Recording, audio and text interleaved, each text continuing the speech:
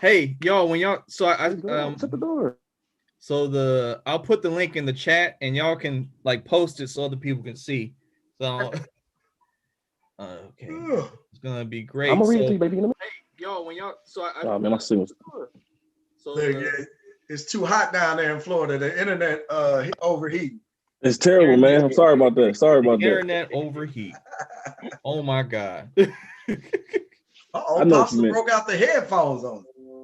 He's like, he want to make sure he hear everything that's about to happen today. All right, I put the link in the connected? Chat. Are we betting on this if it's connected? I put the Look here, y'all not about to do my boy. You're not about to do my boy. That's what y'all not gonna do today. Y'all not gonna do it. So let's beer in while we're waiting for more people to come in. Kello, hey, you got something to drink, Kello? Man, I'm sipping water right now, man. I'm still working, man. So I'm just sipping on some water right now. Who are these responsible folks on this call? Oh no, I just ain't get the man. I got the call late, man. Sean asked me a while ago, but I was in the midst of working. So I figured, let me jump on, man. This is my fault. In the midst. Yeah, in the midst of working, man. All right, that's cool. What about Pops, turn your volume up. That's what I'm trying to do. We can hear you though, Grandpa. Can you hear us? Yeah, I can hear you. But I wanted to hear a little bit clear, but I'm good. Just lean in, Grandpa. You look like you carry a little bit more when you lean in to the show. Well, let's beer in. This is gonna be a long show today, so I'm gonna start off with my week Peroni from the beer sponsor, my mama. My mama. Nastro Azzurro quality. I mean, this is Italian. I don't know. I think it's Italian, but it's 5.1% alcohol. I'm gonna give it a taste. Oh snap! Look at the surprise guest. Oh wow. Hey. Is that Jael? Yeah, he's 21 now. Pops, Okay. look at your grandson on the beer show. You got two grandbabies on the beer show. Where? I think he has his setup where whoever's talking pops up. I think. Oh, Jael, say something to him. Wait. Hold on. Oh, okay. He's in the corner here. Yeah, I gotta get my glass. Some reason I can't magnify this. Yeah. Oh, there he is. Hold on. Well, dang, Jael. Well, now we gotta have a special title for you when you come on again. What beer you got today, man? What do I have? Oh, I got it all day. Huh? I got an all-day IPA. There we go. What's your rating of it? Trash. He still got 21-year-old taste buds. Hey, he got 21-year-old taste buds, man. No, it's scale of 1 to 10. What you giving it, man? Dog, I don't know. I've never given it that much thought. 1 to 10. Come on, you're on the beer ranking show. You got to rank the beer. That's the premise, man. We got to at least give the original fans what they want. Yeah, well, what did he say he's drinking? Maybe I can help him rate it. What you drinking? It's a Founders All Day IPA. I'll go with like a 5, I guess. I don't know. You said out of 10? Yeah. All right. Like you out there ranking like your granddaddy? Yeah, there we go. 5 is normal. 5 is what we normally get around here.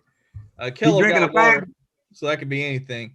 Oh, Quinn's in here now, and we about to have a full house. Yeah, this the biggest show ever. We got back for more. Oh yeah, man! You threw me one off the rope, so I had to come back. You got your uncle with you? I got my uncle with me. I left him at home today. What you got today? I left my uncle at home, and I brought my dear friend, from my dear friend Aldi, from her collection. It's Monterey. Oh, you can't see it. I had a Zoom call before I was on here, so let me take my virtual for all my Office fans. You know what that is. I was about to say, is that Office background? Like, wait a minute, Monterey is worse than Peroni. What? We headed downhill. Oh man, what is happening? Supposed to be down in the south somewhere with that, or down in the islands. What you rating the Monterey? I think y'all slipping. I'll start. I'll start since you guys were dissing on it. We'll put it at a 5 and see where it works. don't let us deter your rankings. I may have to disown you as my nephew, Quinn. Oh, Lord.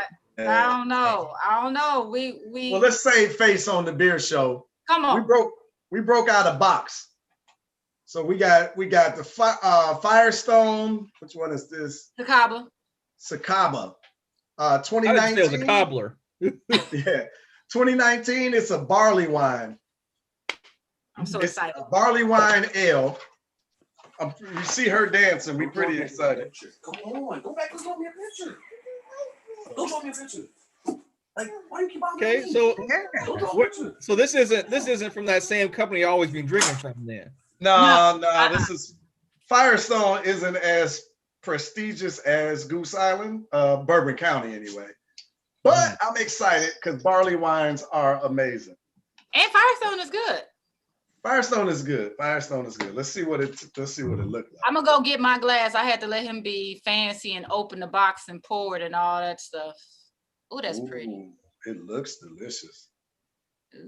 Okay, I'm going to get mine. Be right back. Right. What y'all pre-rating it while Auntie's getting? Hey, hold on, let me lock the door real quick so she can't get in. Don't do me. What y'all pre-rating it before I'm gonna start with at least a 6.57. 6.57. I'm smelling it. That's because I love barley wines and I'm going with 7. It's 5.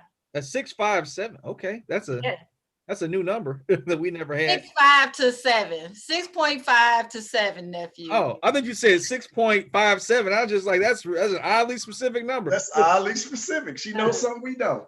Okay. Let's see if she get in the door though.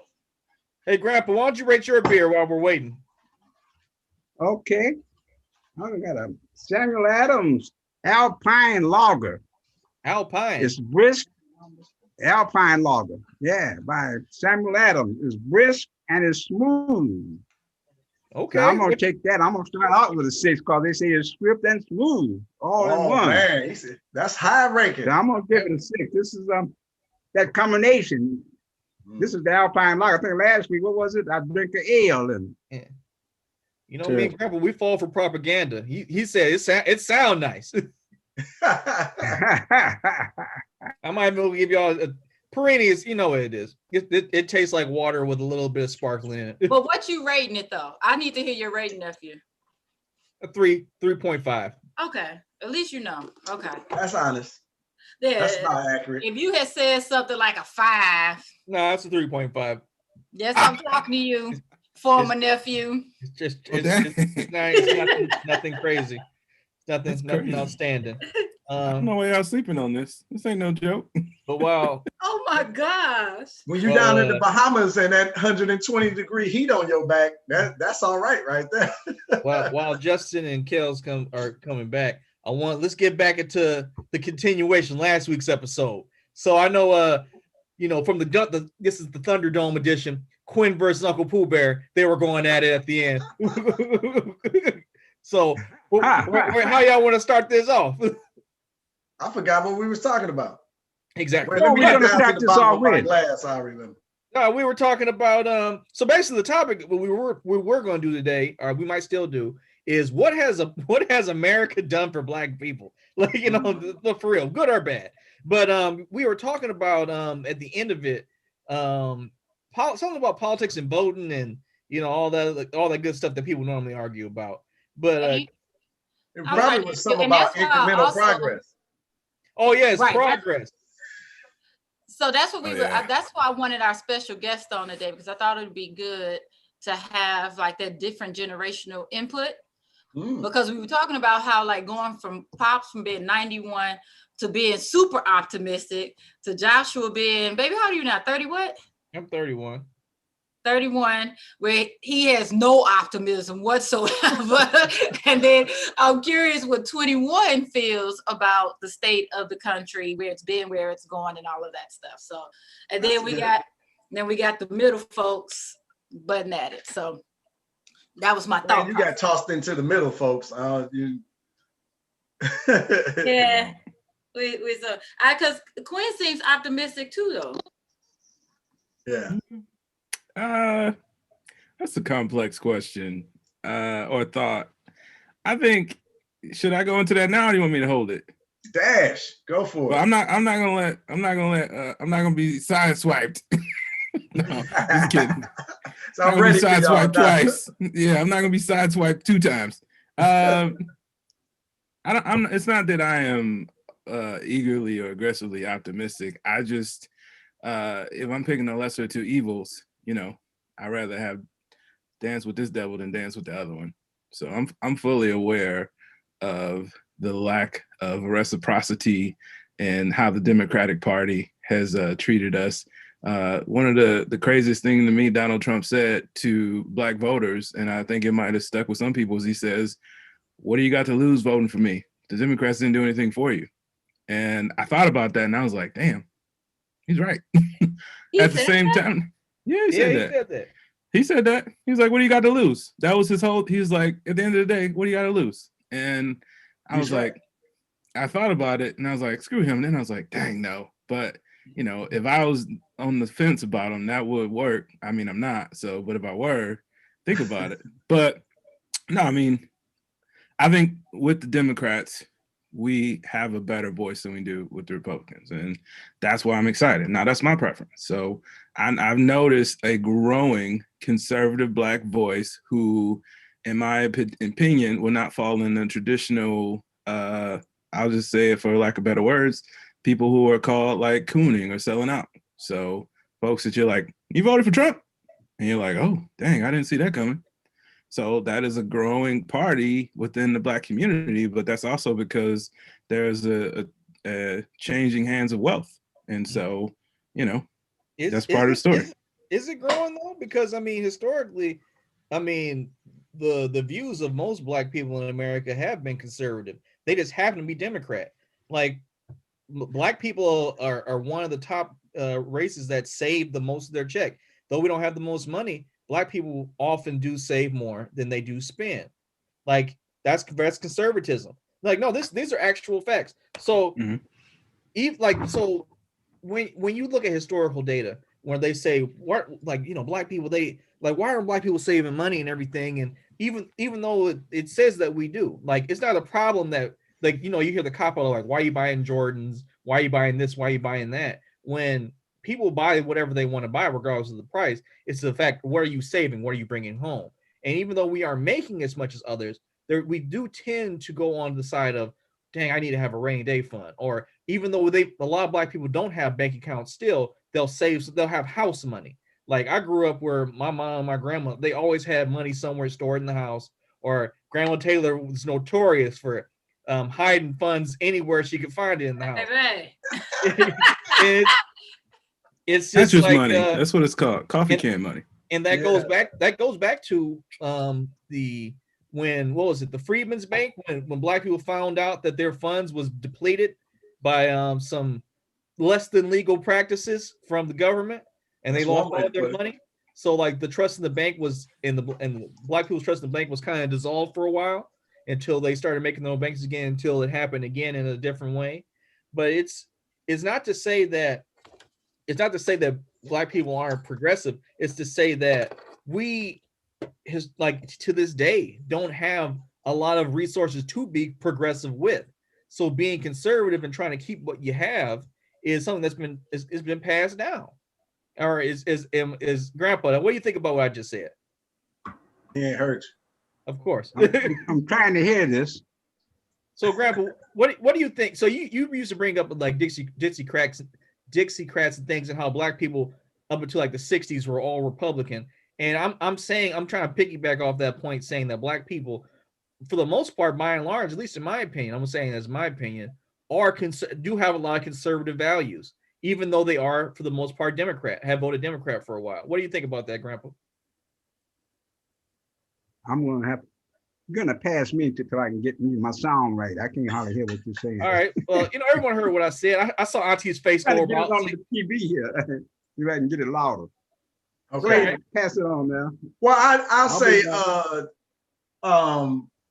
Blacks are conservative. The entire community has been conservative. All of the lip service that the Conservative Party gives, Black people actually believe all of that.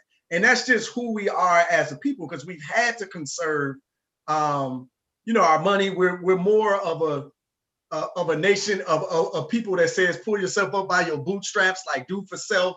Like that whole mantra is heavy inside of our community. The only reason we don't vote Republican is because of racist ass white people. Like you just need to call it what it is. And because if you follow the trends on when we used to vote, when we were so-called freed from slavery and we started voting in the 1800s, Black people voted Republican because the Republicans at the time released slavery, right? Party of Lincoln, Party of Lincoln, the Party of Lincoln. And then up until 1929 with the New Deal and Roosevelt, that was the first exodus out of the Republican Party into the Democratic Party. And that was basically because of the New Deal. They were like, oh man, we can finally get something from the government. I'm in, unions, all of that talk that Dad talks about, right? A lot of Black people jumped the Republican Party then, but a large portion held back until 1960. 1960 was the last time that it was like split in the Black community. And we've been voting 98% Democrat ever since 1960. And that's when, not the New Deal, but the Republican Party went to run, not Strom Thurmond, what's the white boy name? Out of Denver. I got the guy pull up my notes, but basically he was the Strom Thurmond, this whole states' rights, local politics and all of that talk. And Black folks was like, man, we done with that. Lyndon Johnson, we voted for Lyndon Johnson in 1960 and got behind him. And we've been voting Democrat ever since because of racism. This is when Pops talks about it all the time, the Solid South. The Democrats, where the KKK started in the Democratic Party, those individuals left the Democratic Party and moved to the Republican Party, and Black people switched because the open Klan was in the party doing their thing, right? Pushing the Strom Thurmond agenda, pushing the Solid South, pushing all of that. Even when FDR, who talked all that trash about the Solid South and all of that, when he became into power, first thing he did was start working with the Southern segregationists, putting them in control, in power. And, Black people was getting decimated. So we fled to the Democratic Party. And that's the reason we vote Democrat today. It's not because we believe in the principles of what they're saying. The other party is just openly racist. And they still openly racist. Like, they ain't even trying to hide it. The liberals at least try to hide it, but they ain't shit either. I don't think the liberals actually particularly try to hide it. I think that we've just gotten so used to getting so little from Republicans that even the little stuff, we're just like, this is pretty great. Like, I know for me, I am literally who the Republican Party would want to go after. I am a mom in a 2-parent household I generally prescribe to have Christian values. I came from a certain type of, life. We've got a certain kind of pay threshold. I am literally a Republican's I'm not gonna use that phrase, but I'm literally oh yes, we should get there, especially when it comes to and our Blacks are better than your Blacks. I'm literally who they would be going after. But the fact that you want to incarcerate our men at a higher rate and work them to death and for free labor, and the fact that you want to police my body and you want to go after so many of the things I value, it's a bit much. And there are some days where I remember when I was younger, I used to want to be I am a conservative, but I'm not because I could never be and it's just one of those things where there are enough things in life you have to mentally grapple with to fit. I'm not going to try and pretend to be part of anything that does more of a disservice to me overall than anything, no matter how much I think I should fit that mold. Yeah, they definitely want the Blacks that use words like spigot and colander. And au pair. Don't forget au pair. And au pair. And to make a couple different prime ribs for Thanksgiving. And fennel dressing. Excuse me, Wagyu prime ribs too, because I really invested in that dinner. Yes, so they definitely want those Blacks. I want to hear what Jael is thinking, man. What are you thinking over there, dude? You looked at me like, what? Hey, bro, don't put me on the spot like that. What's your opinion? Barry Goldwater. I'm sorry, I had to go dig my notes. Did you just go like look through your notebook to find that? I did. I had to go get my notes up. The Republicans ran Barry Goldwater, Mr. Conservative, and the rest of the blacks fled the Republican Party for the Democratic Party. I had to get that. Go ahead. I'm sorry. JL, what's your opinion on all this, man? You the next step, the next generation, dude. I mean, first of all, I'm tired of all of it. But if I got to give for an actual thought, like, I mean, I wholly agree with the notion that, like, as far as like Republican, like, if you listen like only on the money side, like conservatism makes way more sense than what liberals talk about. But I mean, like y'all said, they're racist. Like, it's hard to support a party that just don't want to see us do well. That's pretty much all it is. And I wish we had. You need like a black conservative on here so that we. Wait, did y'all think that's what I was gonna be? I didn't, brother. I didn't. maybe Josh did, but I did. Oh no, I know y'all were. I know. Looking at black conservatives is exhausting, though, dog. You don't want that. I said that because they explain it away in their language, right? They say, well, it's not really like that, So I don't know. We just don't have that voice. I can't mimic it because it makes me sick. I was gonna say, their exact thing is just, well, there's certain things that I stand for that are never under debate. Like, I'm always gonna be pro-life, and how dare, they're not sacrificing our black lives. The liberals are trying to sacrifice those babies' lives, and we need to protect them and our Christian values, the same Christian values that helped us pull ourselves up by our bootstraps and get us out of slavery. That's what we need to cling to, and that's what the Republican Party is gonna do. I clearly know some black conservatives. Wow, I was about to say, you sound like the Trump sister. Yeah, I know. That's what I had wrote down a note, and it said conservatism and Christianity. The main problem with the Republicans is the Republican Party is that the Christians and the conservatives have been in bed together for far too long, and a lot of people have lost their religion, and it has turned into conservatism from Christianity. And that is really the crux of the Republican Party is they went in bed with the church, and they pretty much are decimating the church.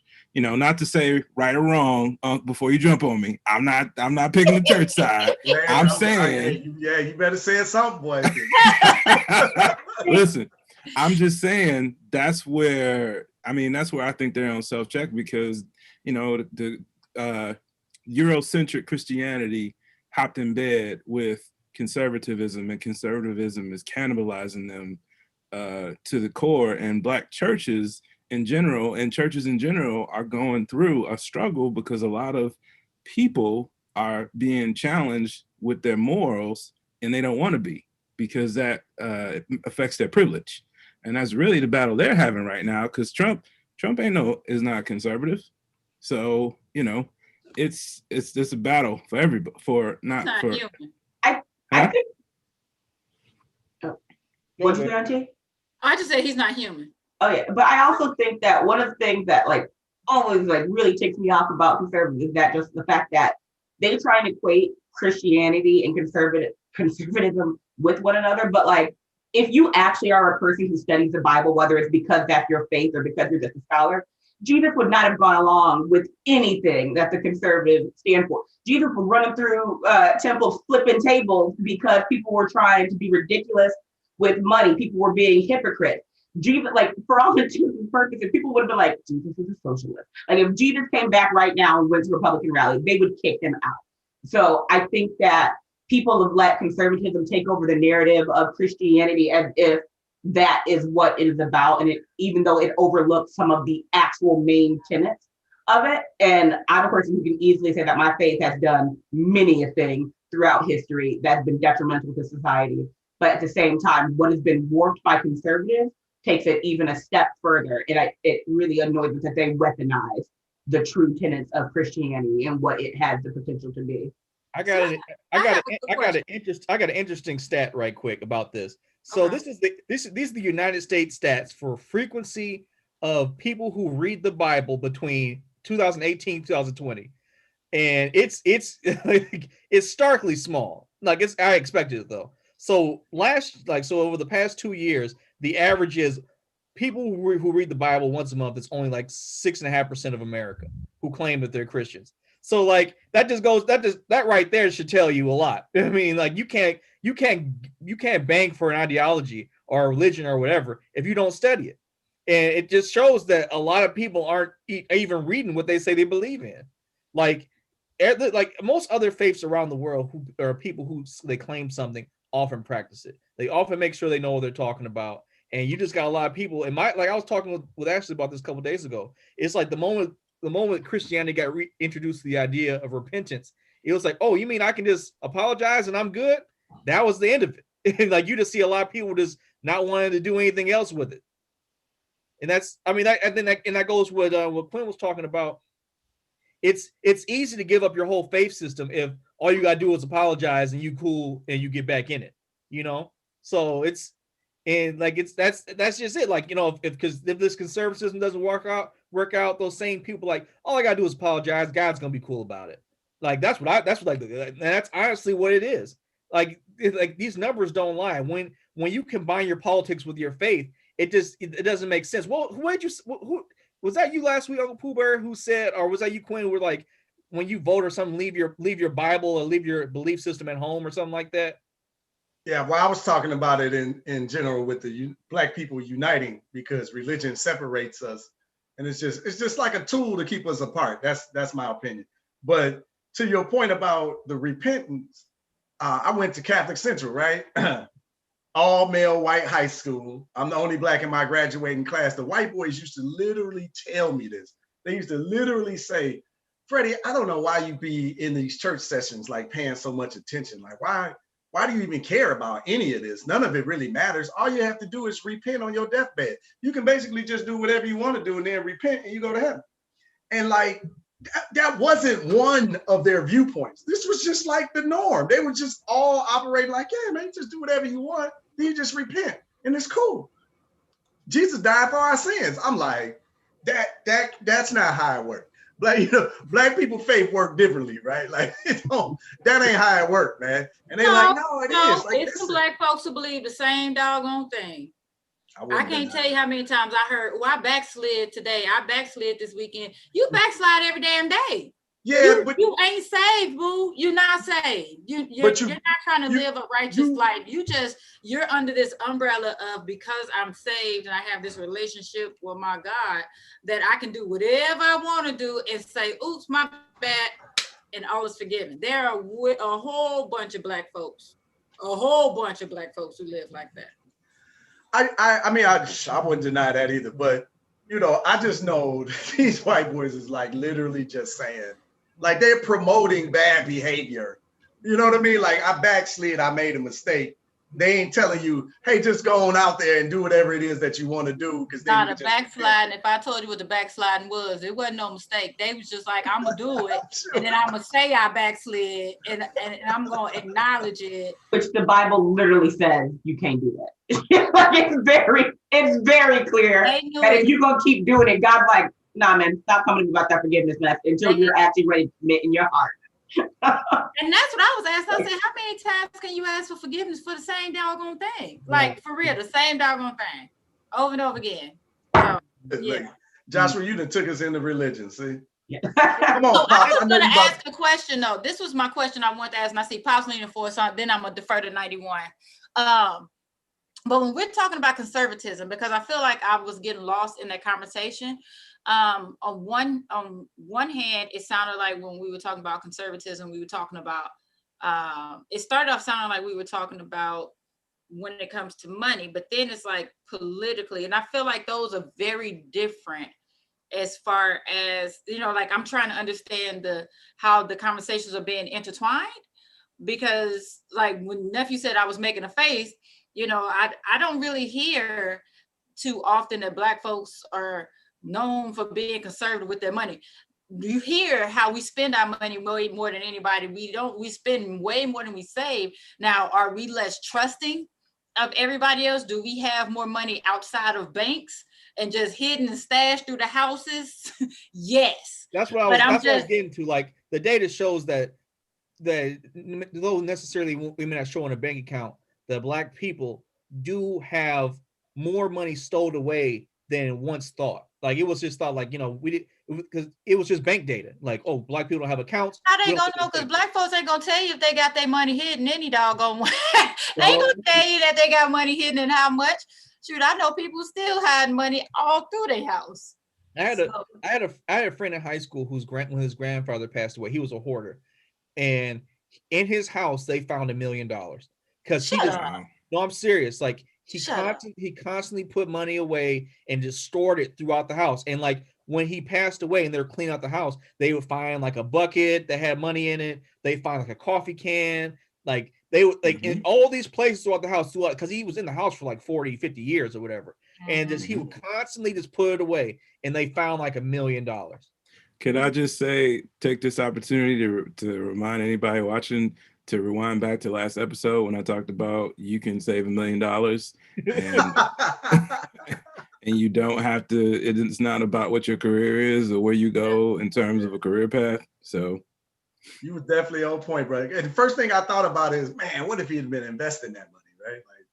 Like I was like, so, and I'm gonna just take this time to do a shameless plug. That's why, the one thing that I would want people to know is recognize when you have that coffee can money and you have that mattress money, it's good to have some, but I caution you not to have too much because keep in mind that there's inflation. And so, imagine how much more money you can have if you had that money conservatively invested.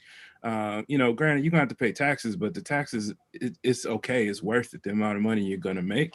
So I would say, yeah, have a little coffee can money, but I always jokingly say you'll never have an emergency where you'll need $2,500 in cash on the spot, unless you're somewhere, doing your thing. Otherwise, there's never a time in your life where you're gonna need $2,500 in cash straight up. I mean, you can get a bill, you'll be invoiced, you can use a card if that's your philosophy with money management. There's never a time now where we need money like instantaneously. So that's my Quinn has clearly never been in the dope game.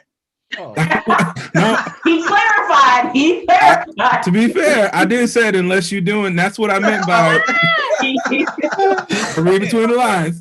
Like this is non-dope game advice, right? Well, for the first timers, explain what you do again, because you're dropping dimes. People are like, who is this man?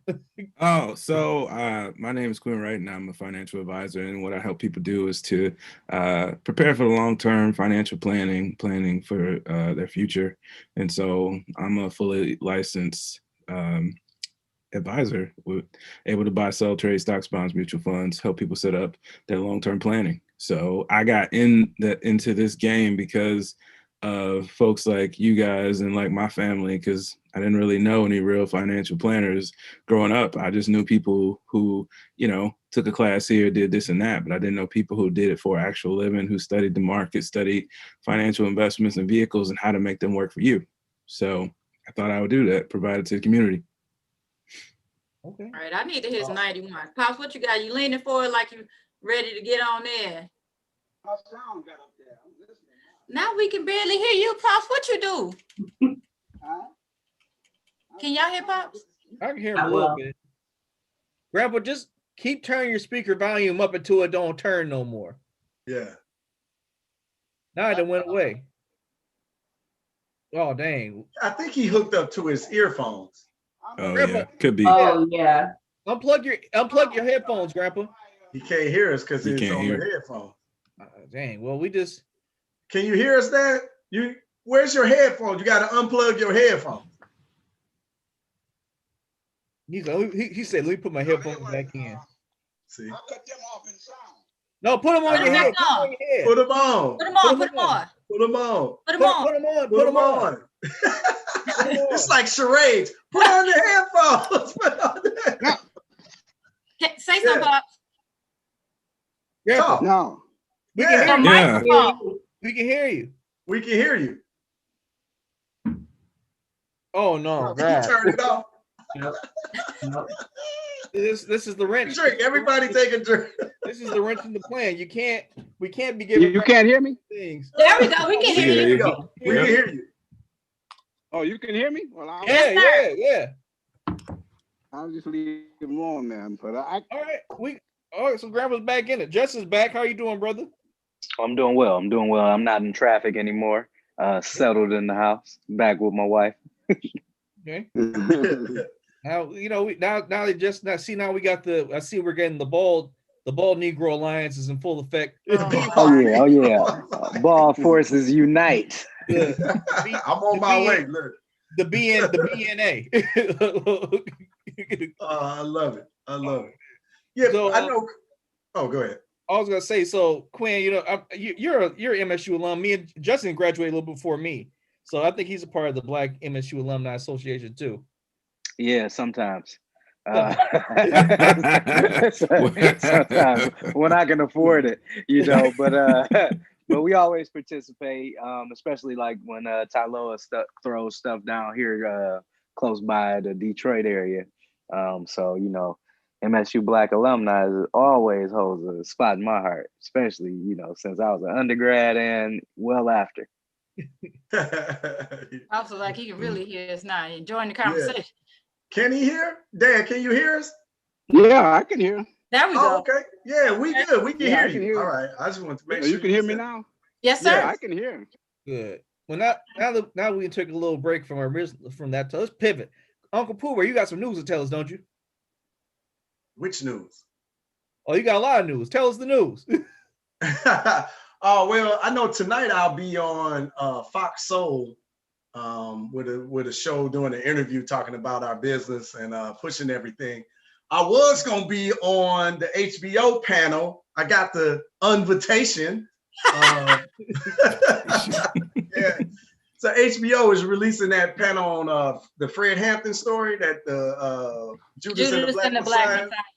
And they're doing a panel discussion afterwards. I was on the panel. I got invited to the panel, and then the woman that invited me found out they had already stacked the panel. I'm like, oh, you can't be teasing me like that, because the Panthers, they're my guys there. So I was really excited about that. But anyway, so tonight we'll be on Fox Soul having that discussion about the work that we're doing, educating the youth on our history and our culture. Right on. Fantastic. Yeah. Then I heard the MSU plugs. Let me plug Wayne State, since MSU ain't did me no favors. But Wayne State, I'm saying, yeah, they go to shade to the Black Alumni Association. But we partnered with Wayne State, and they set up our flashcards as poster billboards. As billboards throughout their School of Medicine for their Black History display. So that was pretty cool. So that's happening right now. Downtown Detroit, not up north. And he's throwing all the shade. I know. Hey man, sometimes you gotta shame folks into getting you where you want to be, man. Like, well, speaking of that, don't forget to shamelessly plug the Untitled Beer Ranking Show when you're on Fox Soul. Absolutely. I was on the show earlier on the Untitled Beer Show. Like, let me pull up a clip for y'all. Pull up the clip, man. We're trying to get this money. We got sponsors now. We got don't forget, use your $10 off code for Weed Juice, CBZ 10, $10 off your next order. College Boys Radio in the house. But yeah, shameless plug away. I know everybody got something to plug, but to continue with that. So, like, how'd you get out? So, who reached out for Fox Soul? How'd that happen? The guy behind it, Dr. Sean, I guess he caught one of my rants on the internet, right? Then did a little bit more exploring. And then people reached out to my people, and they say you got to have people, right? I ain't really got no people, but they inboxed our email, then kind of hooked that up. So that's pretty cool, man. I've been getting a lot of different speaking opportunities. I don't even got my schedule up, but I'd be speaking pretty much all month somewhere. Some outlets not as prominent as others, but we got to start somewhere. All wins count. Yeah, all wins. You always got the panel of the Untitled Beer Ranking Show, of course, all the time. I was gonna to get back to what we were talking about beforehand. So since we got Quinn, we got our financial pundit on, our official guy Quinn over here. Historically, this is Black History Month. What are some things that you actually know the United States government has done to the Black community, either good or bad, in the financial realm? Oh, you got it. That's a good question. great. Don't hurt your brain stressing too hard. Well, I mean, that's a bit of a loaded question, so I won't go too far into, I won't set myself up too bad, but I mean, I don't really think I have a good answer for that question. I mean, we could start with reparations, which started and then quickly stopped or didn't happen. Moving out to Oklahoma until they found out that there was oil out there and then saying, nah, you're good. Or, we could go to, some of the policies that were put in place that were supposed to help us, but in turn were replaced with things like Jim Crow or, redlining and things like that. So, I guess I don't have a good answer. We've been primarily focusing on figuring it out throughout the way as the rules have shifted on us. So it's been a constant card game of a shell game of moving the ball, so to speak. So I wish I could give you a better answer as to what I think the government has done for us. But I think what people have been fighting for is for us just to have a meritocracy. And that's the thing that our white peers have, which is just the opportunity for you to work what you get for and get what you work for. And so I think ultimately that's what we've been trying to get, and where our white peers think we have, and we have to remind them that we don't. So I find myself, when I have these conversations with you, conversations like this, remembering when I have conversation with my white peers of just how, and I don't mean this to downplay anybody's blackness, because honestly, I hate it when we do that to each other. It would like take away each other's blackness. But when things get so whitewashed, we don't even realize it in an effort to get along, how much we've given, how much far we moved from the middle. So I don't know. Say more about that part. What do you mean Which by part? that? What do you mean by that when you say things can get whitewashed? Well, I mean, I'll give you an example. When I say Black Lives Matter and you say all lives matter, that's immediate whitewashing. You immediately took away my cause and my purpose and my experience, and you just marginalized it into everybody. So you said, well, I said Black Lives Matter. You say, well, all lives matter. You just completely wipe away my entire experience. It's like me telling you my house is on fire, and when the fire truck comes, your house is down the street, and you're like, hey, go check on my house first. My house is important too. It's like, well, all houses matter. Yeah, your house ain't on fire. My house is clearly burning down.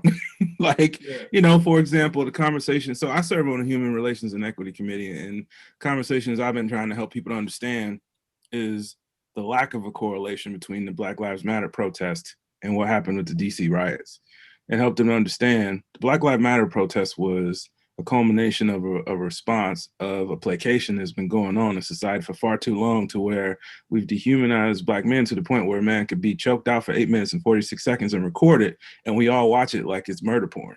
I mean, to quote Killer Mike. Ooh. But the folks in DC were upset because they logically, factually, lawfully lost an election. And the only thing they had is the lies and the emotional belief that it was stolen. They had no factual proof, no legal proof, and no real way to prove it. But it just felt in their heart like it was stolen. So I tried to help them understand that, because that's the other side of the coin. There's some people who, their privilege doesn't allow them to see the truth. It doesn't matter how many facts you have to prove them wrong. So I love Brother Quinn, because he keeps saying, I'm trying to get them to understand. Man, they racist as hell. They don't want to see it. They see it. They know damn well what they looking at. They don't care. Like, this is my issue with Black people. Stop talking to them. Like, just stop talking to them. You already know how they feel, where they coming from. They ain't giving you nothing. They never have. They never will. How about we just take all this energy and focus on us? Like, let us be self-sufficient. Let us exercise Black power. Black power in the sense, all right, when we're talking to mixed crowds, let me say, let us be self-sustainable. And that's what Black power means, self-sustainable. Let's do for ourselves what Garvey was talking about 100 years ago, when we all laughed, giggled, and ignored, and say, let's go to the poll. We're going to vote our way and incrementally improve, get our incremental change. There we go. Our incremental change into freedom, right? Instead of doing for self. Had we done 100 years ago what he was talking about, we'd be in a better place now. And if we do what he was talking about 100 years ago, 100 years from now, we'll be in a better place. But if we gonna just keep talking to white people and try to placate them and get them to understand something they damn well know they already understand. They know they ain't giving you nothing. They know they ain't never have, and they have no intention on doing it. I just think we spend a lot of time spinning our wheels talking to people who don't give a damn about us, and they never have. They never will. It's wild how heavy this got because my wife just pulled out a whole bottle of wine and just started Yes, drinking. I loved it. I was like, come on, niece. So everybody else had something. I need a little bit of, intelligence boost here. So Josh, could you, I wanted the question that you posed to Quinn, could you pose it? I would like to hear Pops and Jael answer that question too. Like as far as America and the status of Black folks. All right. Yeah, Pops, can you hear? Are you in with us? Uh-oh. He can put hear. Your headphones on. Put the headphones, we can't hear you. You got to put your headphones on to respond, Grandpa. Yeah. But can you hear me now? Yeah. So we can hear what you're saying. You can hear us through the speaker, but we can hear you through the headphones. Oh, okay. So okay. Today at the hearing, the Trump thing, one of these guards at the can you still hear me? Yeah. I put it back. Oh, okay. You can't hear me? No, we can hear you. Oh, okay. Cause this thing, but anyway, one of the guards, Capitol guards, and he was a black guy, and he was saying he was crying during this uprising or insurrection, whatever you want to call it. And this was his famous words, which we done said it 1,000 times. He said, F this S, Now he said, he done when people tried to kill him and everything, he said he heard him call him nigger 15 times in this small period of time, But he said now he out there trying to protect something and the people trying to kill him, So he said, there got to be another way than this. So he simplified it with the FS, But the shit ain't working. Grandpa, did you see that video of that black police officer who committed suicide after he was talking about how racist the police have become and like all the things he's seen on TV, and he committed allegedly. I didn't actually see him kill himself, but it was a video on Instagram or YouTube or whatever. He was was he a sheriff? Was he a sheriff deputy? I think so. Yeah, I seen some of it. He was talking about everything that was wrong with the police force and everything, and so allegedly he committed suicide right after he made that video. He said on the video, "This is my last day working. I can't do this anymore." And he had his long list of things that he felt was wrong with the police department and all that stuff, and he's like, "I can't be a part of it," and he killed himself. I love black people. Y'all so rational, like he's just so rational and just want everybody to get along, man.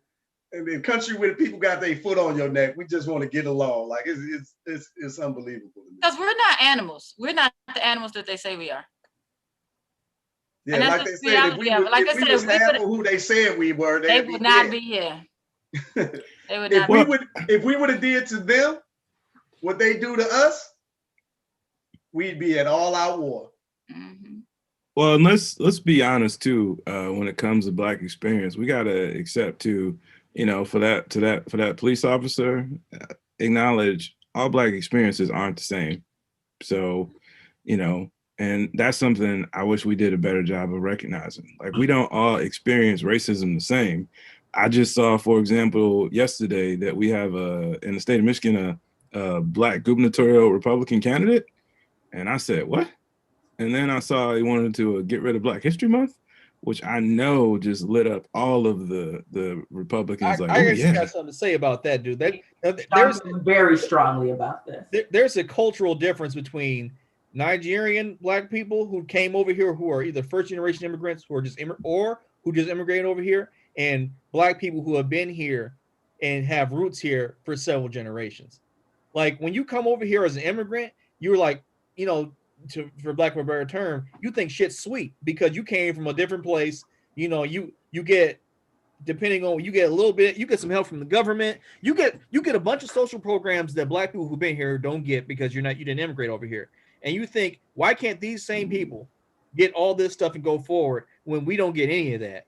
And then when you come over here, you technically, if you don't, even if you don't have money, you start from zero. And when 50% of us start from zero or less, and that's from generational debt. And how you get generational debt. Everything we've ever talked about on this show for the 82 episodes we've been on, and problems and stuff we've missed. I mean, we got a long time to like talk about this stuff. So when you see that, when I saw that happen, it's just like, you know, it really is that dude grew up and came from a whole different experience, a whole different but even to Quinn's point, I mean, you got African Americans that went through the struggle that still say shit like that.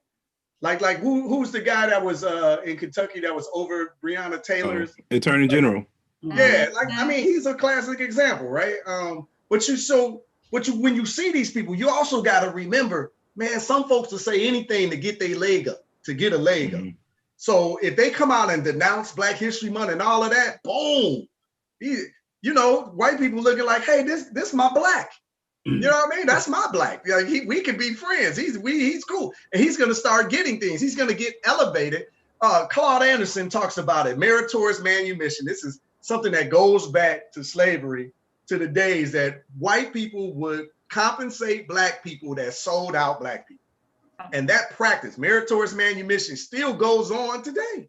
I mean, in the form of you speak out against something that we all are for, you know. And then open your GoFundMe, they'll fund your gubernatorial campaign, which we know the politics is all a shell game. It's all about money, just like Trump ran up all of that money and then stuffed it into his into his pocket, talking about a re-election. All them folks gave that dude $1 billion or whatever it was. He stuffed it in his pocket and laughed. Like it's all legal. So you do have Black people willing to say anything just to get ahead. So, and that I mean, I didn't know the guy was Nigerian. I didn't know that about him. I didn't even look that much into it because I just thought he was a clown. Like that's no. When I saw that, it was one of those things where I saw some while ago, or it was like peep game on when you see like it was someone was talking about how in the past few years you've seen a lot more immigrant Black people come over and take a lot more jobs in the film industry. Like for example, in the Black Messiah movie, the dude who played Fred Hampton is a foreign Black person. The woman who played in Harriet Tubman is a foreign Black woman. Like there's a lot of there's Black people playing historical figures that are not from here. And there's a big difference culturally when you understand slavery as it pertains to the history of your mother and grandmother and people who directly are descendants from it, and then coming over here not being affected by it, by American chattel slavery. And that whole mindset is a world of difference. That's where you get guys like who are running in the Michigan gubernatorial race having that mindset. And like you said, Uncle Pooper, there's who say stuff like that, but there's a whole different reason. There's a whole different mental reasoning for why they're saying these things. The immigrants, yeah. I was over the summer. I got invited by Jade, which is part of JetBlue. So it's like JetBlue,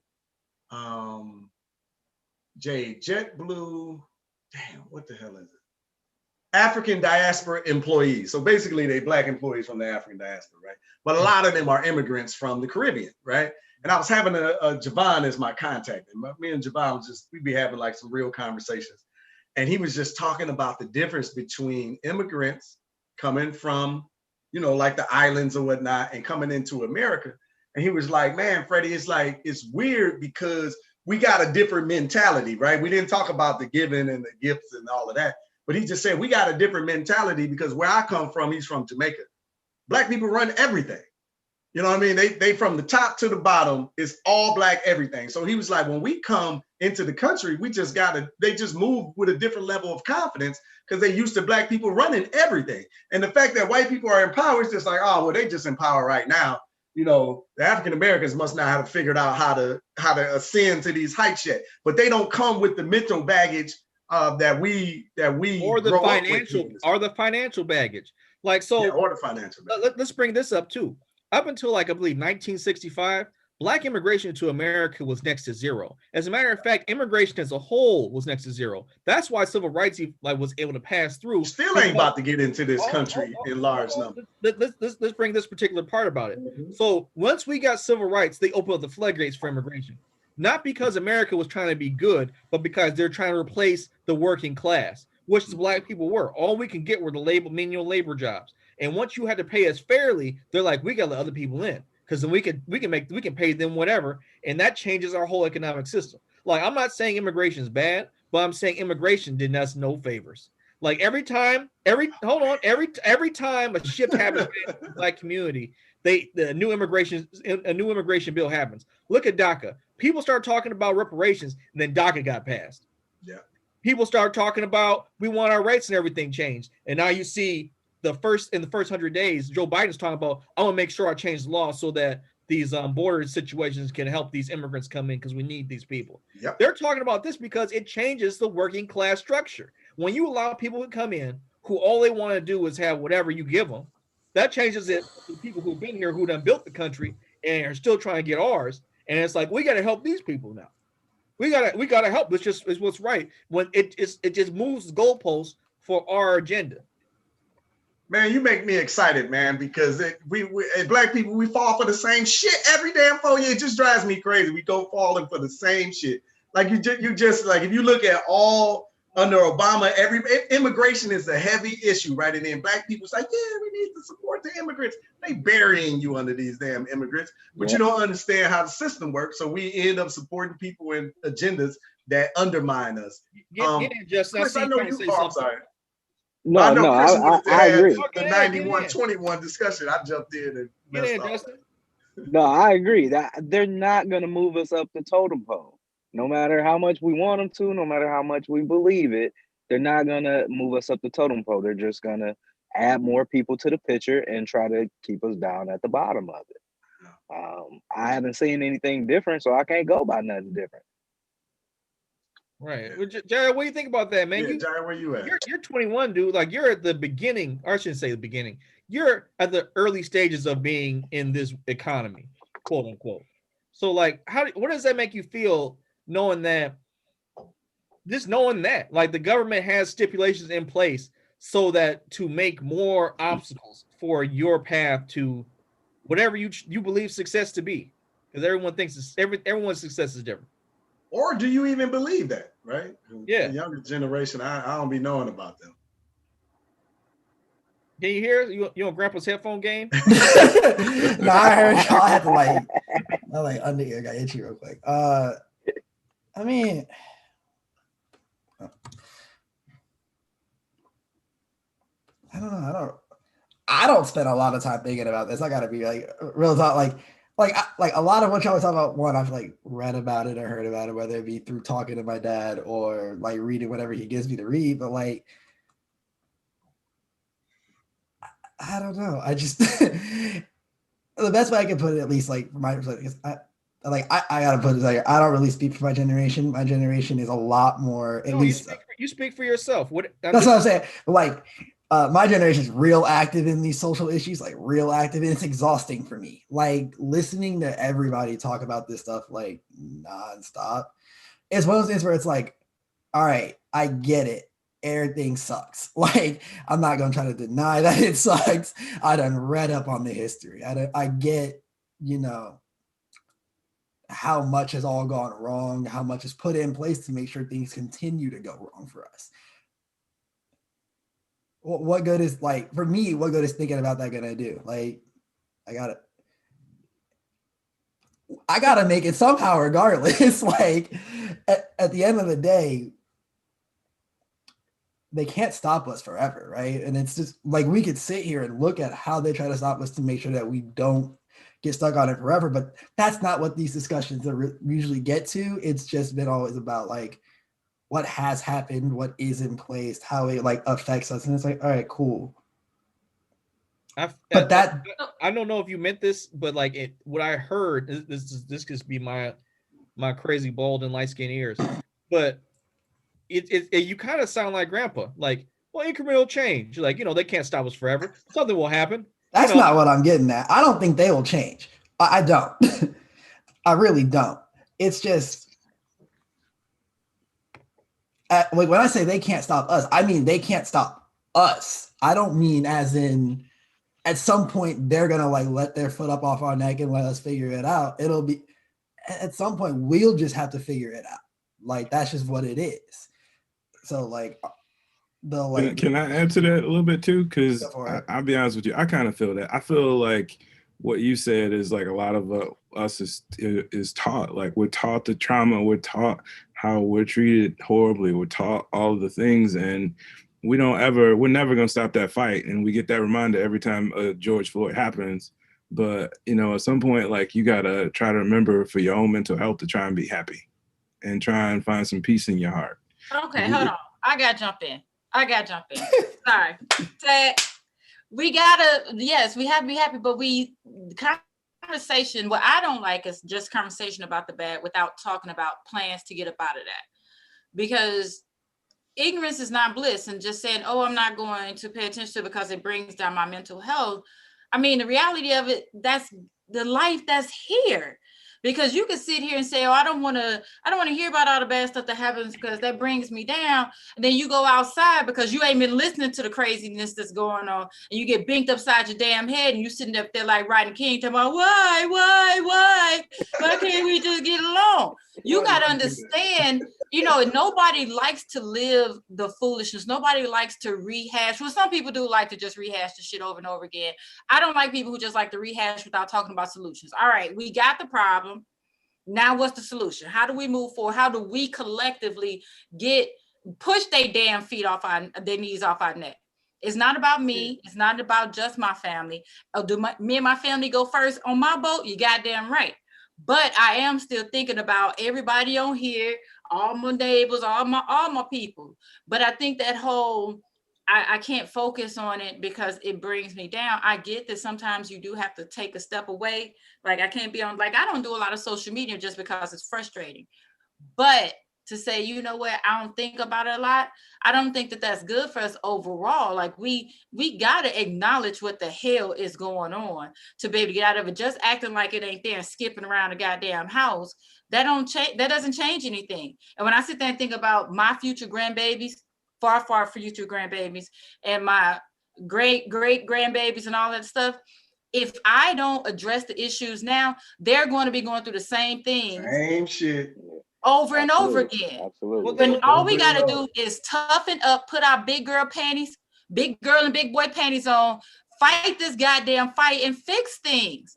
At least try to. If not, like it's not getting better for us. I know Pop says it's incremental change for everybody. However, I want it to be better. Jair, you got to drink when somebody says incremental. Oh, nice. Or Cuba. Or Cuba. Drink on incremental. Come on, Pops. Oh, I see 91 leaning in. I want to get Jael's rebuttal real quick. Wait.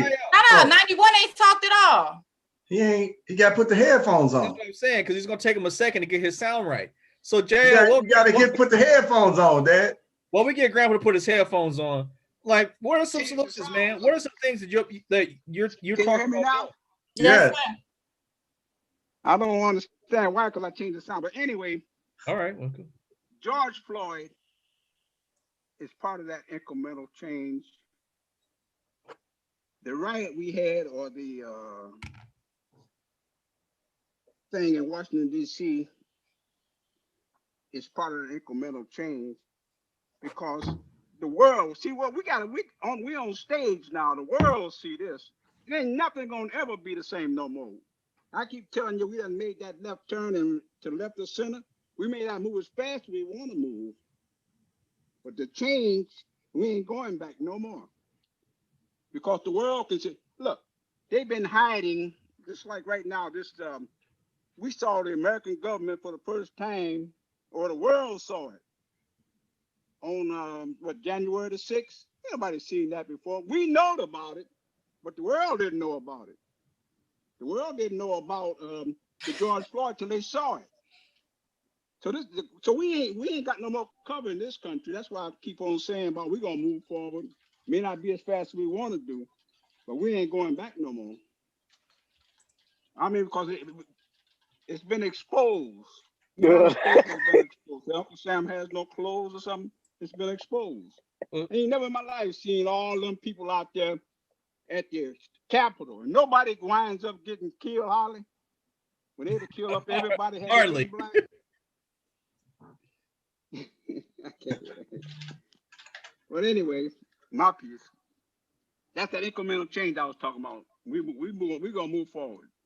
Yeah, but so and can I just say I agree with Auntie. I agree with what she was saying. Like I wasn't trying to say we need to bury other things under the rug. I'm just saying you gotta breathe sometimes too, because it can be overwhelming, and we gotta acknowledge it's overwhelming because because it is. Absolutely, it is. I think we gotta take our cycles in the battle, right? I give 21.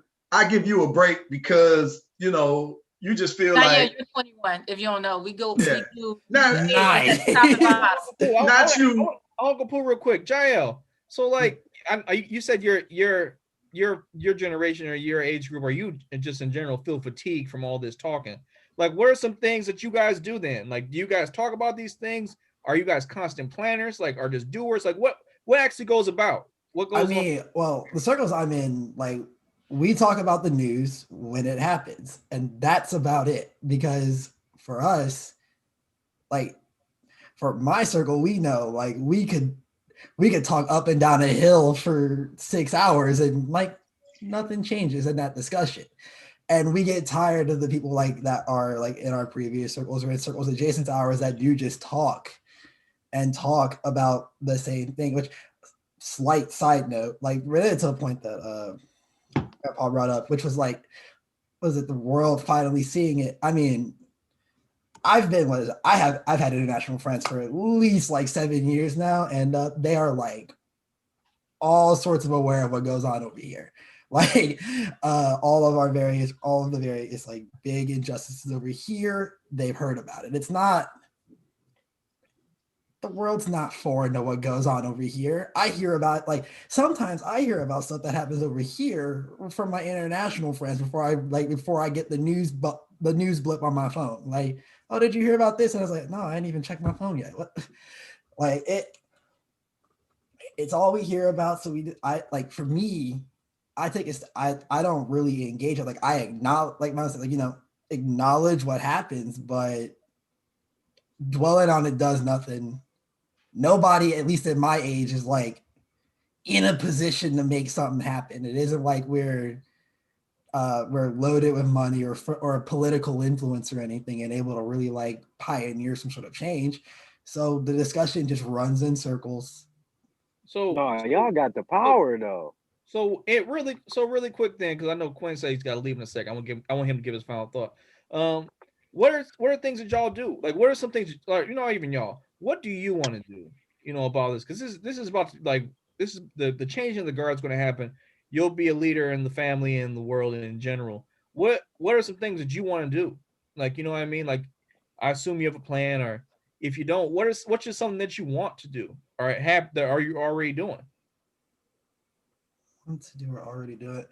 I mean, the big thing for me, especially like over the last, like I'll say the last year, and it's only because like I think at some point, like I've always known this country didn't really give a damn about us, but like seeing how they handled the pandemic as well just lets me know that this country is just real reckless as a whole, like not just about us, but literally about everything. So like my newest thing has been I want to get out. I'm about ready to go. I'm real mad that this pandemic happened because I want to I really wanted to be traveling this year. You're in the show now. I'm happy. I want to get out because at this point, like I done heard all the rhetoric here from my friends or from school or wherever that America is this great place and that everywhere else just don't compare. But I done lived here for 21 years and I don't really feel that, especially when I talk to my homies who live elsewhere and they be like, I don't know, bro. It's kind of sweet over here in wherever. So like a big thing for me right now is just like, I don't know. Like I can't really say like I had like a plan for like how to fix this problem because I don't know. Quite frankly, I don't know if I want my hat in this battle. Like this battle is real downhill. it feels like it would take a lot of resources out of me, the people close to me, the large amount of support we would have to guard. Like, there's a lot of problems over here that I don't know if we can, like, if at least if I think it's efficient for me and like my plans for the future to pour into this, might just be time to go elsewhere. Okay, that's Boy, been listening to his daddy. Let's get the hell up out of here. That's what I'm talking about. Let's go. We pass it to Quinn real quick. He says he's got to head out. What's your final thought, Quinn? And let people know where they can get in touch with you, man. We got get the bread up. Absolutely. So you can just reach out to me. You can find me on Facebook. You can find me. Look up Financial Advisor Quinn Wright. I'll pop up. I just want to. My final thought for the day is that you guys are right. I feel like a adopted member of the family. So I'll say uncle's right. I'll say auntie's right. I even say cousin's right too, from the perspective of, you can't let up, but at the same time, you do got to cycle, because if you don't keep taking the fight to them, the fight's coming to you. And I know we've experienced that in different ways, but my other thought too is like, we just got to remember to be kind and take care of each other, because we all battling our own demons outside of this.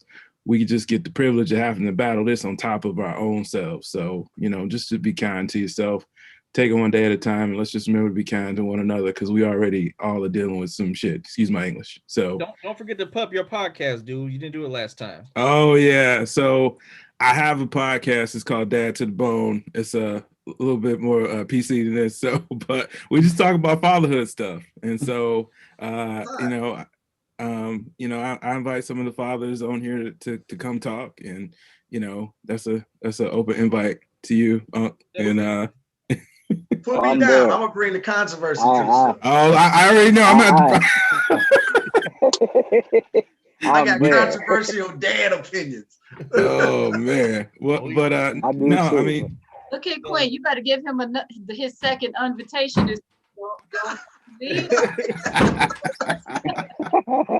Yeah, man. Well, Quinn, you're always invited back. I'm sure during the next coming whenever's, we'll have a bunch of we got to get our financial pundit back on whenever we can. Yeah, absolutely, we got a pundit. How dope is that? Yeah. How dope is it to be called a pundit? That's dope. I'll take it.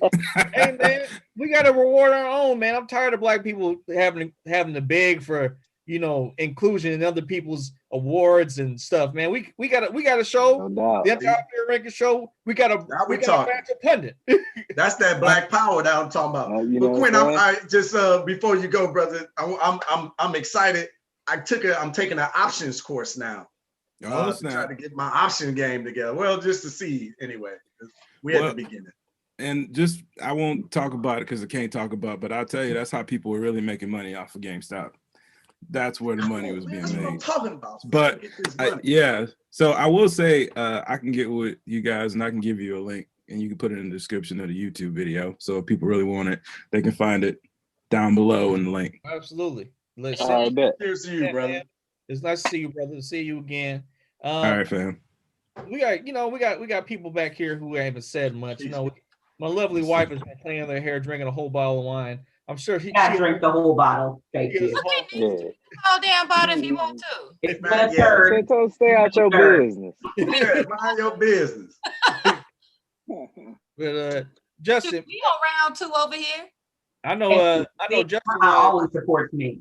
I know the other couch boy Justin wanted to bring up some stuff for Uncle Pooh and Grandpa because we're not having a show Sunday, but we're gonna have some stuff right now because this is a long show today. So Justin, give some questions to Uncle Pooh and Grandpa. So I was recently listening to one of your posts, and you were talking about the history before slavery, and this is something that I just feel like we all as a people need to know, that we necessarily didn't just come from slaves and people that were captured and people that were in shackles. Like, we came from other things about that. So just talk about your push and the information that you're trying to get out to let us know about our real history. Yeah. That's easy, because I think the best way to put it is how I heard it put. Slavery isn't Black history. Slavery is interrupted Black history. right? And once you have that perspective, you understand the game that's being ran on you, right? The game that's being ran on you is listen, like they say, let's talk warfare. If we were an army and we took over a nation or took over a people, the first things that we're going to do is take over the communication towers, right? The radio, the TV networks, because we want our propaganda to rule. But the second thing we're going to do is we're going to take over the educational system. We're going to take over the schools. Because if I can educate your babies, I don't even got to fuss and fight with you. If I can educate your babies, I'm going to dominate you for the next 100 years, 200 years. How long we been going through this? 400 years, right? Because we allow our, my man Malcolm said it, that you silly for allowing your oppressor to educate your children. Because what they doing is they put, You're a fool. You're a fool, right? I said silly. I cleaned it up. All the cursing I did, then I cleaned it up, right? But they put a frame on it, on the brain, right? I've been talking about framing to see the world through a particular perspective, right? A European perspective. Y'all are nothing but slaves. That's all you ever done. And the fact that y'all survived this long is great. You're a good job, little buddy. Man, Kamala Harris is the vice president. Barack Obama was the president. Y'all the rose to the height of the country. This is so amazing. It's not. No disrespect to them, that brother or that sister, but when you back the lens up and you start to look at our history as its totality, you start going back tens of thousands of years, you find out that we ran everything on the planet. You find out that we're behind mathematics. It's the blackest thing ever. We're behind sciences, the natural sciences, architecture, building, medicine, mathematics, all the people with the Greeks that they give all of this homage and praise to. If you read their writings, they talk about sitting at the feet of the Africans to learn this information. So when you start to understand this, I got it. Did you get that message I sent you about that movie to watch, that documentary? I did. I haven't watched it yet. You gotta watch it. But when you back the lens up and get an understanding of who we have been on this planet, our contributions to humanity, no diss to Kamala, no diss to Barack, but you start to notice that mountain ain't nothing but a molehill. We ain't risen to nothing. We only risen if you only see yourself as a former slave. If you see yourself as a former slave, then sure, man, we come a long way. But when you back that lens up, you see that their height is actually, we fall in a tremendous ways. But this is the propaganda that's being put on our children because we were at war. Nobody likes to admit that. We were at war with these Europeans. We lost. We got enslaved. They ran the game on us, and then they started educating our kids. And that's why we in this position today, because we're fighting for scraps to be in their table instead of building and having our own table and controlling our nation like we've always done throughout antiquity, right? They like to throw that word to another dismissive word so you don't engage your history and your passion or your culture. But that's what we're doing with the challenge. Yeah, Black history was interrupted in 1492. Come on, Pop. Start coming to the world. Prior to that, we were there in Spain, and we had 600 years of ruling Europe prior to that. At the Alhambra, where they surrendered to the Crusaders or whoever you want to call them, the white folks, and that's where our history was interrupted. But if you take it from there, and you'll find out that you heard me consistently talking about Timbuktu. They were skilled people, and they were doctors and lawyers, you name it, was right there in Timbuktu. And the people who came over didn't come over here in no tag, like what the lions claws on. They were educated people, and they were. And the thing about this too, they were chosen. They were picked out because they knew what intelligence was. And they went into that part of Spain. They talk about the Spanish Inquisition, but they never told us that they were killing black folks. And they were taking black folks as slaves, and we came over here, man, as educated people. This is why we were able to be building the capitals and the plantations and all that. Wasn't nobody right out of the jungle. They were literate people, skilled people. And we had 600 years that we took and brought the skills to Spain and Portugal, and they were just about as backward as they could be. Of course, they wasn't called that back at the time, but they were backward countries. We come out of the Moors, and the Moors aren't just Islamic people. The Moors are Christians, the Moors, the Jews, Moors, everybody, but they were all black. More mean black, they were all black people. And we brought them education over there. And we ruled over there for what, 600-700 years.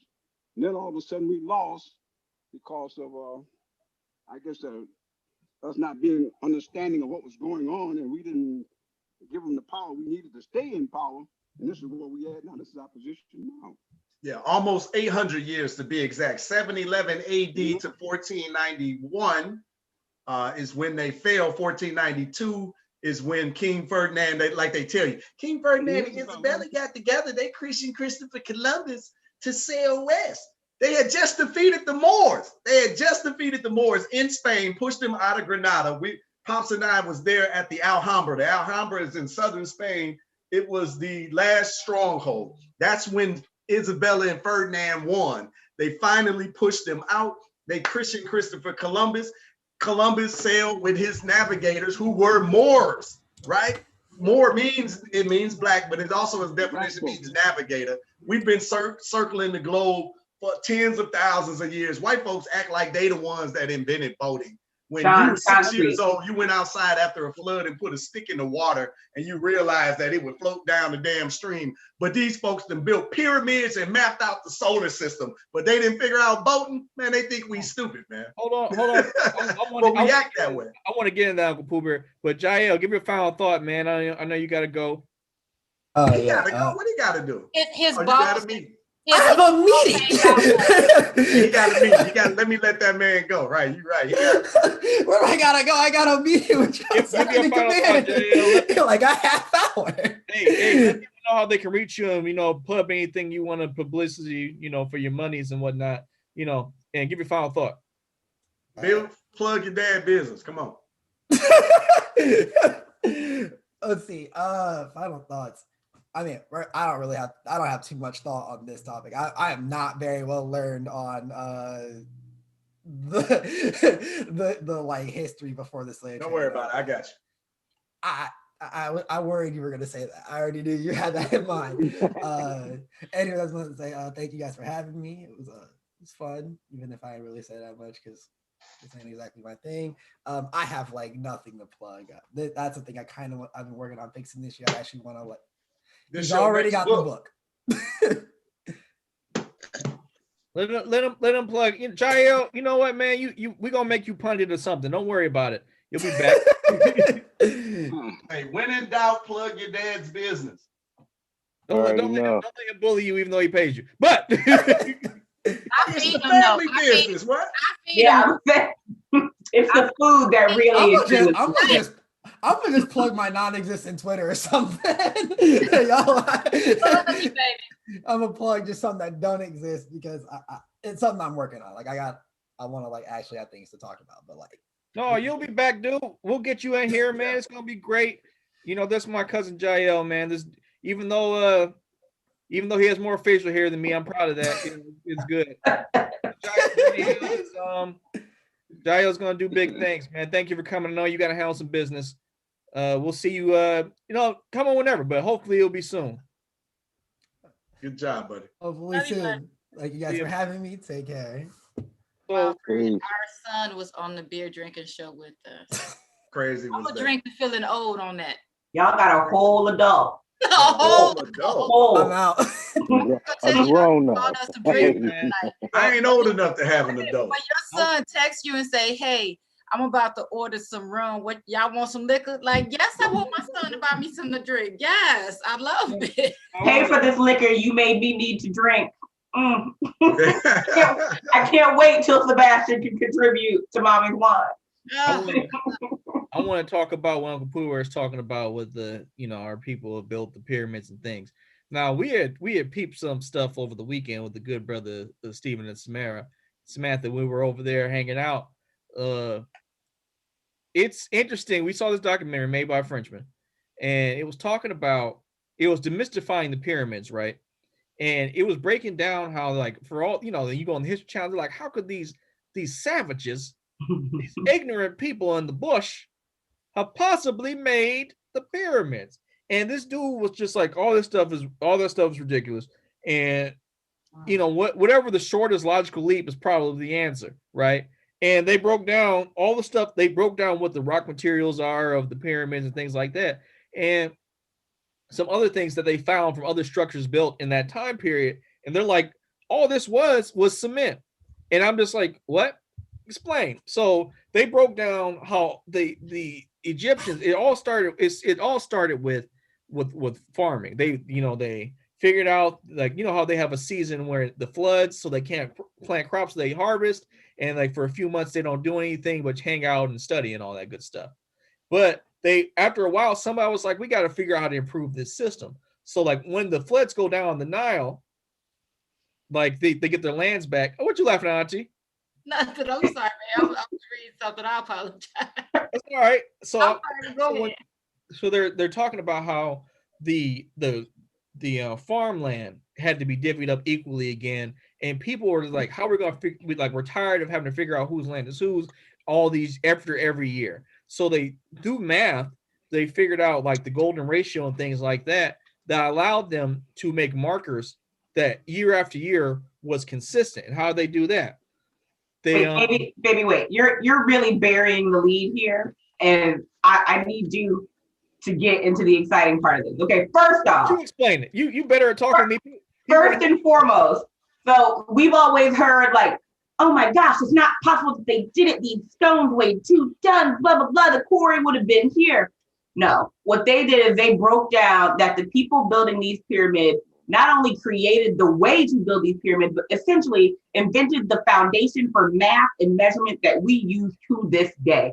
They talk about solar energy and how people would have had to go to war if they were openly sharing the details that they had in order to build these pyramids.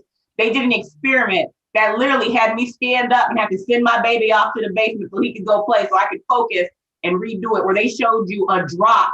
When you drop a drop, it's always the same measurement. And that is the unit that they used in order to build those pyramids with such a level of precision that you can't even fit a piece of paper through the cracks in there. And it boggles the mind. And people are like, oh no, aliens had to come down. You're willing to believe that aliens came down with no proof above amazing scientists and inventors who figured out Fibonacci's sequence before Fibonacci was even a twinkle in his mama's eye. And it was one of those things where I feel like it's something that I feel like we as Black people need to get over, but people as a whole tend to not believe something until a white scientist says them. But I feel like Egyptian people have been saying for like years, like, you know, guys, like, we're fantastic. We've done this. And this video talks about that. And not only that, but it also shows and portrays the Egyptians as Black people, which I feel like whenever a scientific revolution is equated to anywhere in Africa, they're like, the Ptolemaic dynasty came in and they were Greek. And so it's them in that mixed blood that created it. No, it clearly even like kind of breaks down that notion where it's like, yeah, of course, the Ptolemaic line comes in at some point and it builds, and there were other lines that came in, but these were an African people with brown melanated skin who looked like us that created all of this, and they've got the science to prove it. And I'm going to be honest, I'm not knowledgeable enough to be like, yes, I've got other sources and facts to back this up.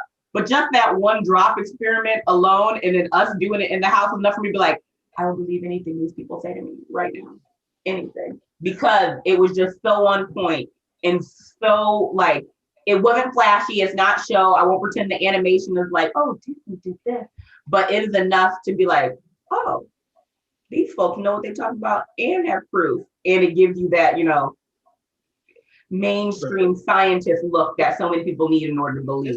I did an interview with a sister behind that we partnered with to create this Black Math Genius. And one of our interviews, first of all, we talk about math being the blackest thing ever, right? But she is a mathematician and she specializes in comedic mathematics, right? So this is like literally what she's teaching is what you're talking about, right? And we use the pyramids. So she breaks down the math of the pyramids, talking about the angles, the placement of it, its relationship to the circumference of the earth. This stuff is fascinating. I'm gonna drop the link. If y'all get a chance to watch it, it'll blow you away. If you go through the course, because it's a mathematics course, it's a comedic mathematics course, because her claim is, you got a baby between 7 and 12 years old, not only can I teach them mathematics, I can teach them calculus and they will understand it frontwards and backwards because it's actually easy. How it's taught in the West, they complicate it to make you go through their system, but it's all based on Kemetic mathematics and basically the building of the pyramids. And she breaks all of this down along with the history. It's killer. This is killer material.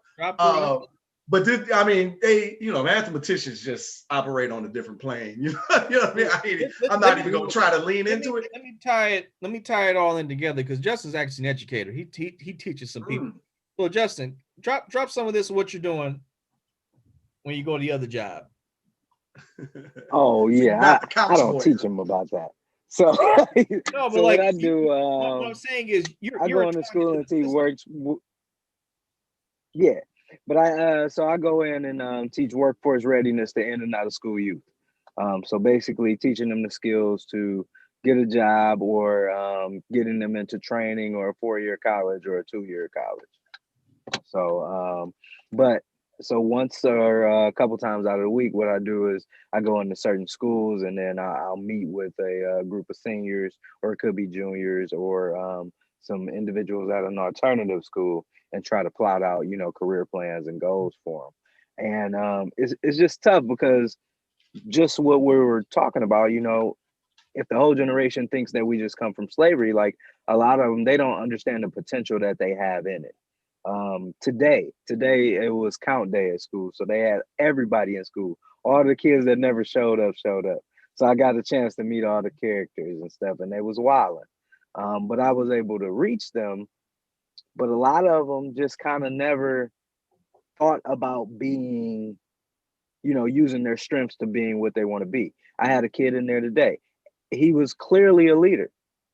He wasn't leading in the right way, but he was clearly the leader.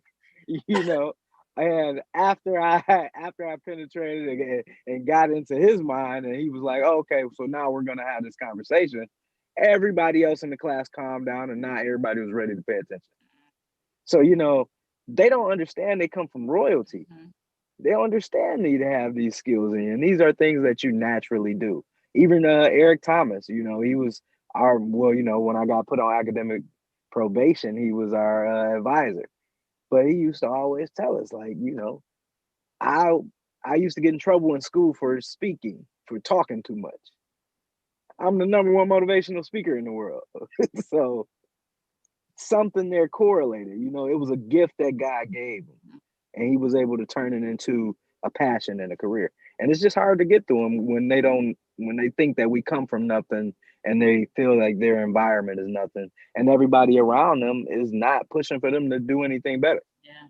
Now, do you get pushback when you try to enlighten these kids who you're working with, especially Black kids who you try to give them a little, give a little dab, a little bit of history, a little bit of what it really is, or?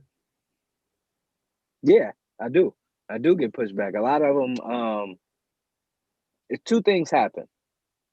They'll give me pushback because they don't want to be questioned in front of their peers, or they don't want to look like they don't know anything in front of their peers. So a lot of times it's this machismo thing that happens with the guys. With the young ladies, they usually, if they don't believe what you're saying, they'll try to argue you down. So, in a sense, I tell people to, look up things. I'm one of those teachers. I'm not one of those, hey, put your phone up. I'm like, you gonna have your phone in your hand anyway. Hey, somebody look up this word on Google. Tell me exactly what it means. And now we're gonna teach from you using your phone because you have it in your hand anyway. Do you see that in other teachers or mentors when you're working with? Are you a one of one, or is this normal? Like, are teachers adapting to the technical age that we're in now and allowing kids to use what they have, or is it just like is it still I want to say Stone Age because that's not the term I want to use. Is it still antiquated? It's still antiquated because individuals, if you weren't using technology prior to December, you probably don't use it that well after January. So, so a lot of these teachers, they still don't know how to use the programs that they were forced into using now. Now, 80% of your work is done online. So, a lot of the students, they're running them up. in certain schools, I won't name any, but they're telling them to pass students even if they're not showing up on virtual school, just because there's no On way that. to Yep. calculate it. So Speak many on it. doggone schools are doing that. It's so frustrating. They're just in the school year, like just abruptly they're in the school year. They're passing all the kids. There's no real accountability. It's been sad. Hold on, And he just all hold these on, hold on, schools is hold on about a second. money. Y'all got a heart. Y'all got a heart like they give a damn. These people don't give a damn. They need the asses in them seats so they can get them checks cut. The moment schools left actually wanting to educate and focused on standardized testing is the day we failed our kids.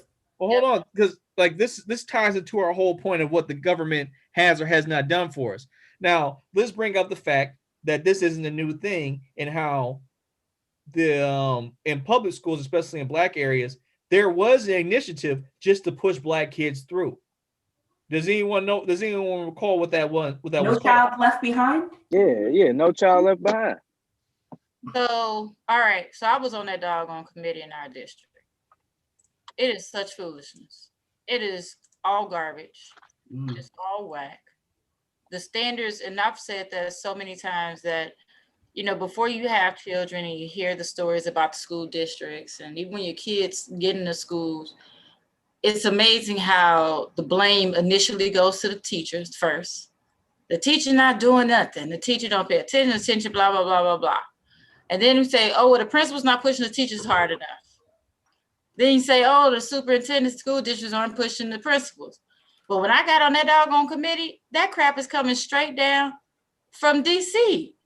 Just the so-called requirements for a school to be a passing or whatever. I was just like, are you serious? At what point is 60% acceptable? How the hell is 60% of anything acceptable and great? Just it's annoying. It's annoying. Uh-oh. No, Grandpa's awake. He's in deep thought. No, I'm But I heard you say come down from DC. I'm saying, don't be quitting me. Can you hear me? Yeah. Oh, okay. Okay. So like, yeah, I was listening. You know, there was a doctor, Dr. Moore, and she was mistreated. She had the COVID-19, and she was mistreated by another doctor, which didn't know she was a doctor. And so shortly after she came out of the hospital, or she complained, let folks know that she was a doctor too, because she was asking for some pain pills, and they thought they were talking about she was on drugs, and they wanted to give her none, But to say that, she died shortly after she came out of the hospital from the COVID-19. But another Black doctor was talking about Dr. Moore.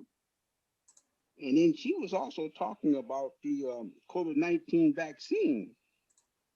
And she happened to mention there was a Black woman who was very instrumental. So I don't know how far instrumental, but very instrumental in that COVID-19 vaccine that they're pushing now. But I'm just saying those little things, if they were to bring it forth, then you begin to understand, hey, I can do that too. But this Black woman, she was telling us about this Black doctor who was very instrumental in the COVID-19 vaccine, but you would never hear nothing about it, That's all. So what I've gathered from our talk about this is either we've been instrumental in the upliftment of all of society from the dawn of the histories that we still currently have up until now, and even with that, it's still a disconnect. And Grandpa's talking about, he just heard a story about a Black doctor who got mistreated by another doctor, thinking that they were just some type of fiend. And it's like, what is, like, you could be wearing, we've seen in the news Black people getting killed while wearing suits or wearing regular clothes, whatever. It's like people always talk about dress better. People always talk about get accredited. People always talk about get degrees. What excuse else can you make? I mean, hell, I mean, to tie it back to, we were talking about religion earlier.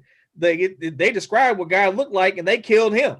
So it didn't matter. It doesn't matter your physical appearance, because you know what, even go back to what my cousin Jael was talking about.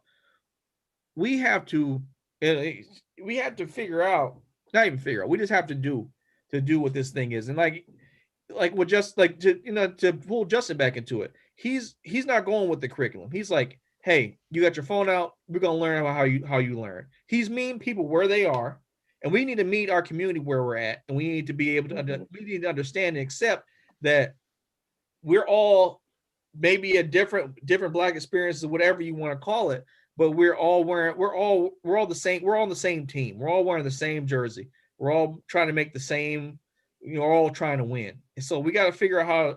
I'm gonna quit saying figure out. We're going to have to win together, and it takes collaborations. It takes collaborations like that. And I'm happy for my brother Justin for even telling us that story. Like I didn't know he was out here fighting against it like that. Because it's not like the dude's fighting a war, not to downplay it, but like, it's hard out here. People here, like I remember my mom was a teacher. Like if you get off the curriculum just a little bit, they'll fire you, or they'll move you around or whatever they'll do. And I'm just talking about the 60%. I didn't even know it was 60%. That's incredible. That's crazy to me that you can be accredited as a school with only 60%. Is it just passing or? Yeah, passing. Yeah. And what is passing? What is that number? 60% still. 60% getting 60%. Wow. I was like, what the entire hell? I was so disgusted after that first doggone NCLB meeting. I was like, what is going on? But like you said, nephew, I do want to step back and give some kudos to nephew Justin, because you are the teachers that we need more of, those teachers who are not afraid to go outside of the grain and look at those babies as still human beings and people. This is what their lives are. So to constantly tell them what the rules are, what the restrictions are, they start looking at you. They don't realize that, and I'll say they loosely, meaning some administrators don't realize that when you are put in the position to be the enforcer, babies can't listen to you as the teacher. Like if you're constantly telling them what they can't do, what the rules are, they're going to be, it's like the line has been drawn, and they don't look at you as somebody who's trying to help them. They just see somebody who's trying to restrict them in some type of way. So they're like, man, he's just trying to find a way to write me up, man. It's just, so the fact that you allow it to be loose in there and fluid, I will bet money that you have better scores and better responses from your students than other teachers. I put money on it. Yep. I put money on it. And I do. And then I have better interactions with my students and everything. They're like, okay, he goes against the grain. These kids struggling in all these other classes, but they getting Mr. Rayner's class. What are you doing? Let them goddamn be. But I'm sorry, go ahead, nephew. But no. That was exactly what you said. I earn their trust when I go in there, because I'm not going in there talking at them. I'm just, I'm talking to you. I want you to know I've been in your position. I probably was a little bit stupider than you. So at least learn from my mistakes, and that way you don't necessarily have to do. I always talk about Sean, because I told Sean every mistake that I made, and he's seen me make a lot of them because he was my guy. And I felt like he learned from every single one of them. I'm super proud of everything that he does, just because I'm like, look, you listen. Like Sean, listen. Now, piggyback, like bigger, let's talk about that. Justin really did help a lot when I was in Michigan State, because it was coming from Uncle Pooh Bear and Auntie Chris know my mama. Mama Littles is really protective of her baby, and so there's a whole world that I didn't know about by the time I got to state. Even though I grew up in Inkster, like when I got around Justin, he's like, "We about to have, you need to have." I'm not gonna say exactly what he told me, but some things I had to learn fast when I was out there, man. But it was, that's a blessing to have someone who was willing to mentor somebody and care, because it's that's just like when they talk about having more Black doctors or Black lawyers or whatever. It's not just the fact that they're Black. It's people who understand your circumstance, who can add empathy to their education. And empathy and education need to go hand in hand. It can't be just piecemealing and pushing people through. And to go through that, to tie that back into what my aunt does with her fitness is not a game.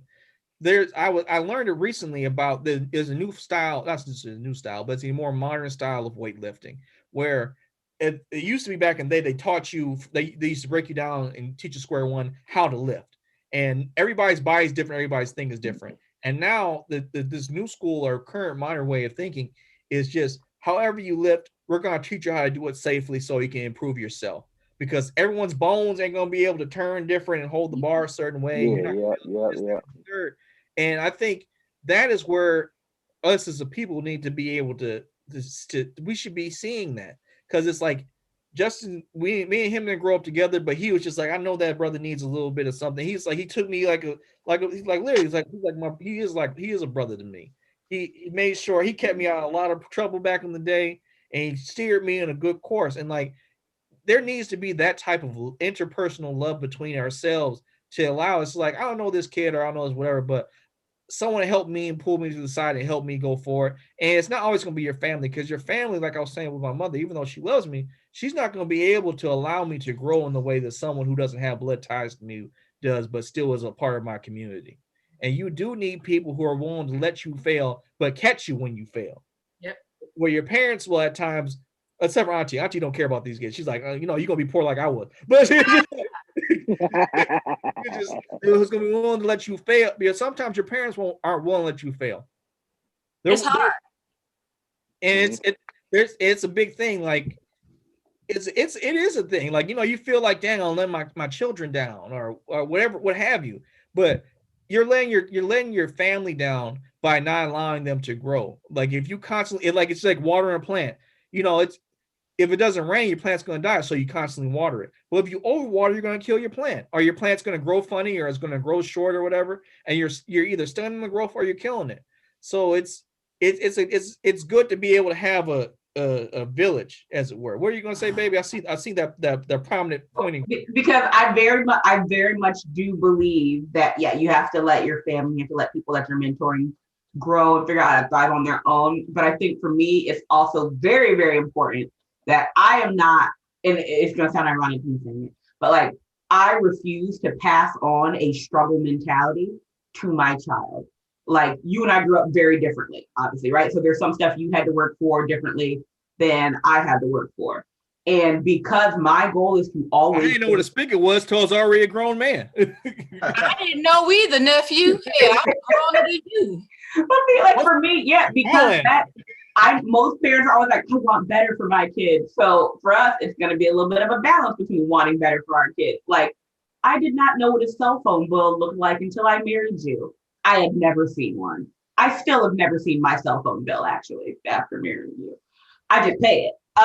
Like I contribute towards it. Like, so there's some stuff, like, I'm not saying I want us to baby, the boy that much throughout his life, but at the same time, I plan on passing on as much ease as I can while teaching our child lessons as anyone in the mainstream community. My goal is not to pass on like hard lessons in a sense that it can be a detriment to our child's future. He will learn hard lessons, he will learn responsibility, but he won't learn that at the expense of, his credit's going to be ruined. There are some mistakes I'm not going to let him make. There are some failures that he won't make on that grand scale that's going to affect his future, with caveats. Like, he's not going to be the kid. Well, you're hoping, niece. You're hoping. Because at the end of the day, I always said, maybe I shouldn't drop the title of this book, my fictional book that I've had in my head for 20-some years. Don't say it, that's how they steal it, but imply it. But your thought process sounds good until life really happens and it goes into, like, I absolutely get what you're saying, because I grew up way differently from you, because I did grow up in the struggle mentality. Like, I'm in survival mode all the time because that's how I grew up. That's what I know. It's hard for me to feel comfortable because I didn't grow up comfortable. So, but I will say this, and I've had this conversation with a lot of my friends. It seems like every generation does that. Oh, I want to give my baby more. I want to give my baby more. I want to give my baby more. And it's like, okay, at what point is it possibly a detriment? Right?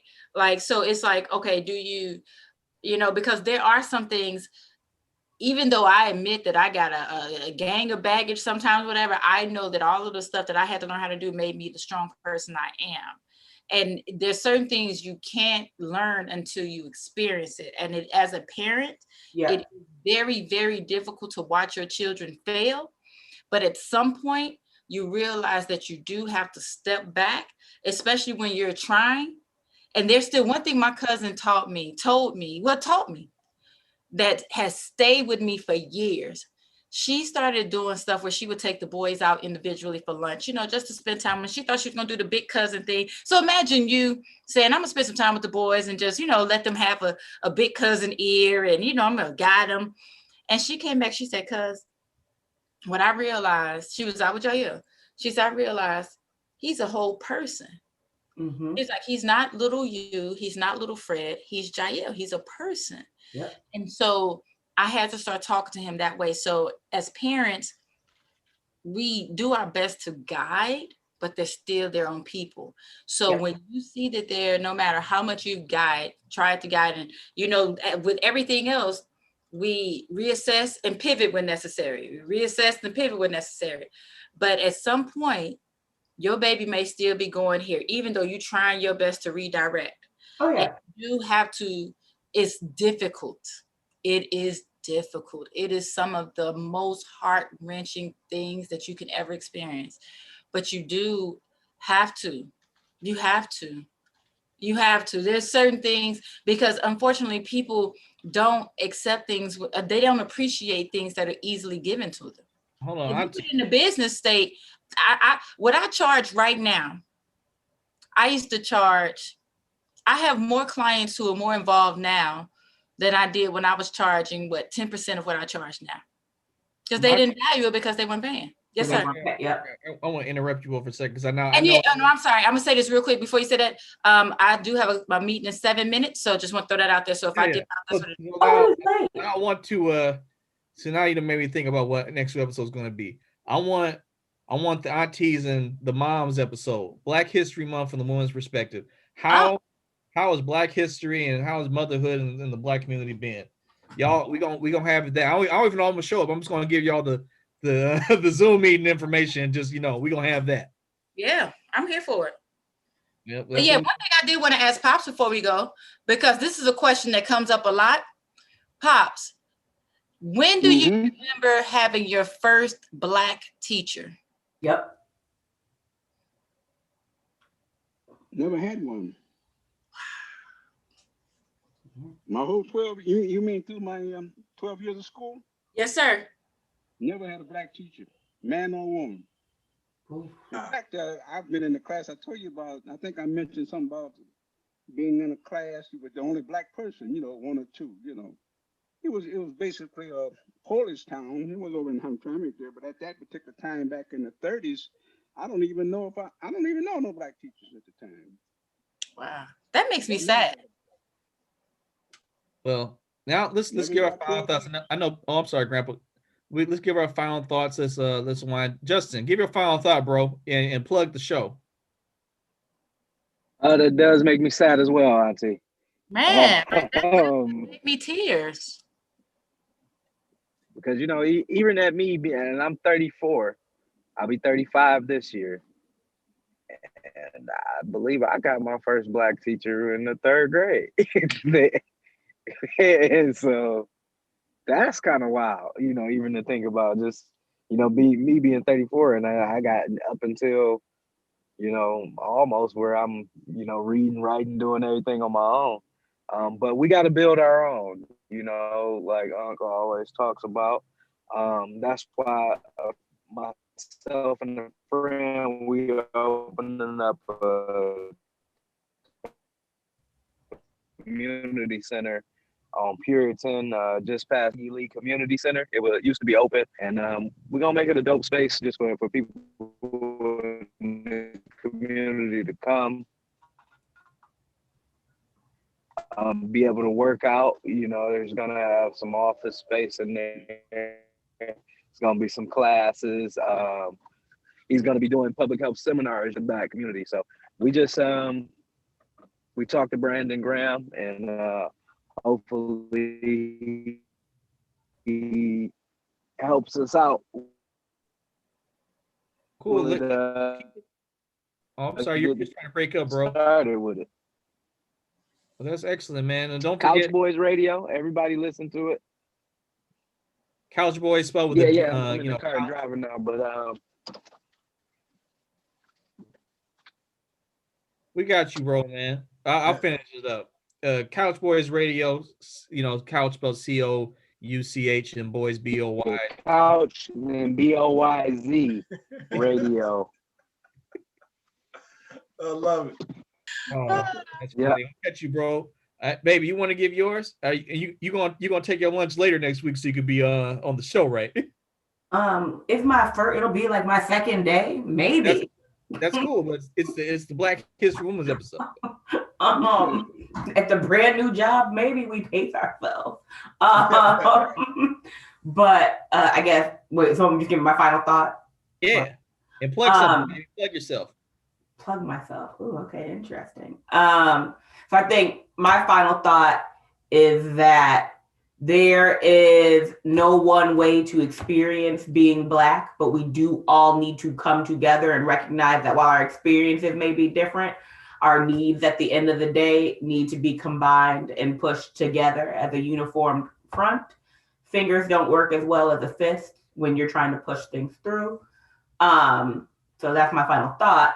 And then a plug for myself is, I guess, follow me at Hive and Heart. It is my lactation counseling Instagram account. I am beginning to build that up because I think that we as a community have been done a disservice. While fed is best, breastfeeding provides some benefits and counter some things that we are more negatively affected by than others. And I want to be the support for any person that chooses to breastfeed, whether it's just a little bit here or there, whether it's a full-time thing, whether it's beyond that first year that they like to push.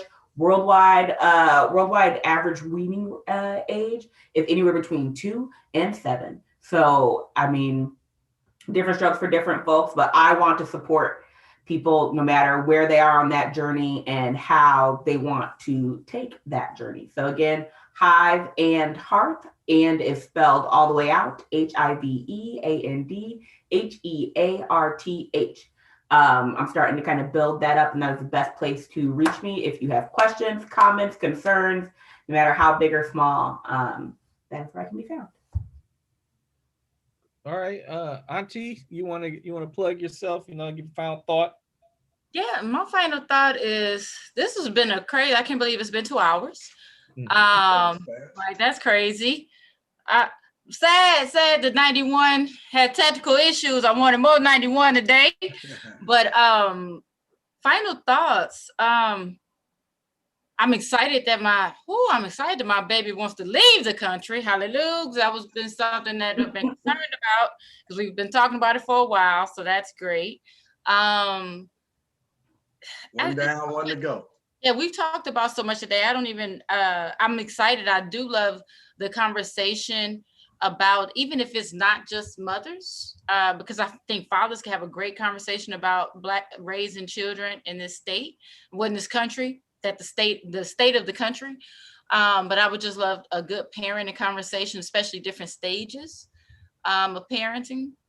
So I love that idea, nephew. I think that's really, really great. And I do have to run, so I do have a client call, but I would say you can find me everywhere that old people use. Don't look for me on the tickety talk or the snippy snap. Don't look for me there. Don't even look for me on the twit box, but I'm on the Facebook. Twit thing. I'm everywhere. I'm on YouTube, Instagram, Facebook. As Fitness is Not a Game. You can catch me there for anyone who's looking for whether it's free trainings, fitness programs, coaching. I'm a health and fitness coach. Whatever you're looking for, I got you. Because, my goal is, that's what I tell people, it looks contradictory for me to say it because I'm on a beer show. But my mission is to help 1 million Black families change their medical histories because we are not predisposed to any preventable diseases. So if you need help with that, come hit me up. So. All right, y'all. I hate to go, but I am 1 minute late and I hate that. So love y'all. I will see y'all again next week. Uncle Pooh, your go. Yeah. I don't know. I missed like the last 20 minutes because I'm dealing with a foolish issue on the site. We in the group talking about Black history. So my thought is, hey man, if somebody is talking about Black history and culture, and we're talking about things that are important to us, and white people show up and they're trying to listen and learn, especially white people that got mixed children, shut up. Damn, like allow them to be in the space. This is the issue that I'm dealing with. Like, I thought this was a safe space. I thought this was all Black. Nobody said that at the beginning. Black history is world history. That's what I would like to leave. And especially about these white parents that got Black children that are interested in keeping them connected to their history and their culture. We should lean into them, because if you shun them like everybody not everybody, these loudmouths in the group talking about shun them, you're gonna shun them, and in 20 years when you re-encounter that little baby and he don't got no connection to his history and his culture, you're gonna say, he go another little lost soul, don't know nothing about their people. But you the one trying to throw his mama out the group because she's trying to learn how to connect into the culture. Like, just the lack of foresight in the community drives me nuts. And I'll just say it like I said it in the group. They are welcome. Black history is world history. Everybody needs to know this information. And if you got a problem with it, just leave the group, because I'm the owner. Ain't nobody to cry to. Ain't nobody to whine to. Don't send no emails to our support, because I support my stance 100%. You want a safe Black space with only Black people, you go build it. Don't advertise it here. I spent too much money to build this platform to allow you to advertise on it. So take your ass over there and y'all go do that Black thing. And that's great. And I love and I support that as well, right? But in here, we are preaching Black history is world history, and everybody's welcome. And I guess that's the note that I'm gonna leave y'all on. Black history is world history, and everybody needs to know this information. We're being written out of the pages of world history, and that's the tragedy, right? As John Henry Clark says, we're being removed from the respectable commentary of history, and that is the disaster that lies in front of us, and I want to fight. So y'all interested in catching up with us, you catch us at Urban Intellectuals all around the web where old folks are at. I'm not on the tickety-tock or the snappity-snap either. What's your final thought, Grandpa? My final thoughts is, I don't know who said it, but it's in one of the books. We rarely do. I said we rarely. Can you hear me? Yeah, I can hear you. I'm sorry, I'm interrupting. Okay. Keep going. Yeah. And they was talking about history, and they're saying the Bible is history, but it's our history. And if you want to know about yourself and your history, you don't stop. You go through the Bible and the characters, they got different names and things. You know, you got the Canaanites or the Sonalites or whatever. But most of those people, when you trace it back, you find out they're Black people. So Black history goes way back to the beginning of time, you know. So the Bible is a history of us, but we don't know it because we can't identify who's who. But you can take it back. You go back to Noah, and you come on down the line to Abraham and Isaac and Jacob and everything, and you'll find out that's Black history. So we need to pay more attention to this biblical history, because we know that biblical history is Black history. Final thought. Come on with it. Okay. Well, you know, I'm just happy we had a good show this week. Next week, I hope to get a bunch of parents on and elders in the community to talk about Black parenthood, and hope you guys join us. Don't forget, say it again, Couch Boys, barcode for weed juice, drink your vitamins, OUIJUICE.com. $10 off. Use the coupon code CBZ10. Drink your vitamins is great. Grandpa's using it to train for his senior Olympics. He's gonna get out there and get that sub 15-second 100-yard dash, right, Grandpa? Or 100 meters, right? Yeah. Oh, before you go, I just had I hope it's going to be very successful. I just had some stem cell transplants. Oh, okay. On a week. So that takes care of that knee. You'll see that. I can almost picture myself doing that 15 seconds, because everything you holding out, man. You ain't tell us that. Huh? You had the stem cell treatment. Oh yeah, I got that last. Well, I haven't talked to you since last Friday, have I? Oh yeah. Let Yeah, me. and I had both knees done, so I'm gonna come by hoping that there this. I'm gonna come by there this week. it is. This weekend.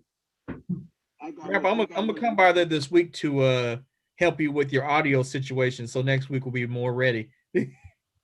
Yeah, I don't know what happened there. I've been in the process of going from the television and putting my laptop on TV, but somehow or another, between the laptop and my television, I lost some sound. When I get the sound, I went in there and then I lose my input output. So that's what I've been working with. But I think I'll have it ready. Oh no, I got because I got to work a little extra late on Friday. I might come over tomorrow just for a little bit if I get off early and help you out, Grandpa. How about that? Hey, it sounds great. I'll be here. All right. Well, we'll see you guys until next time.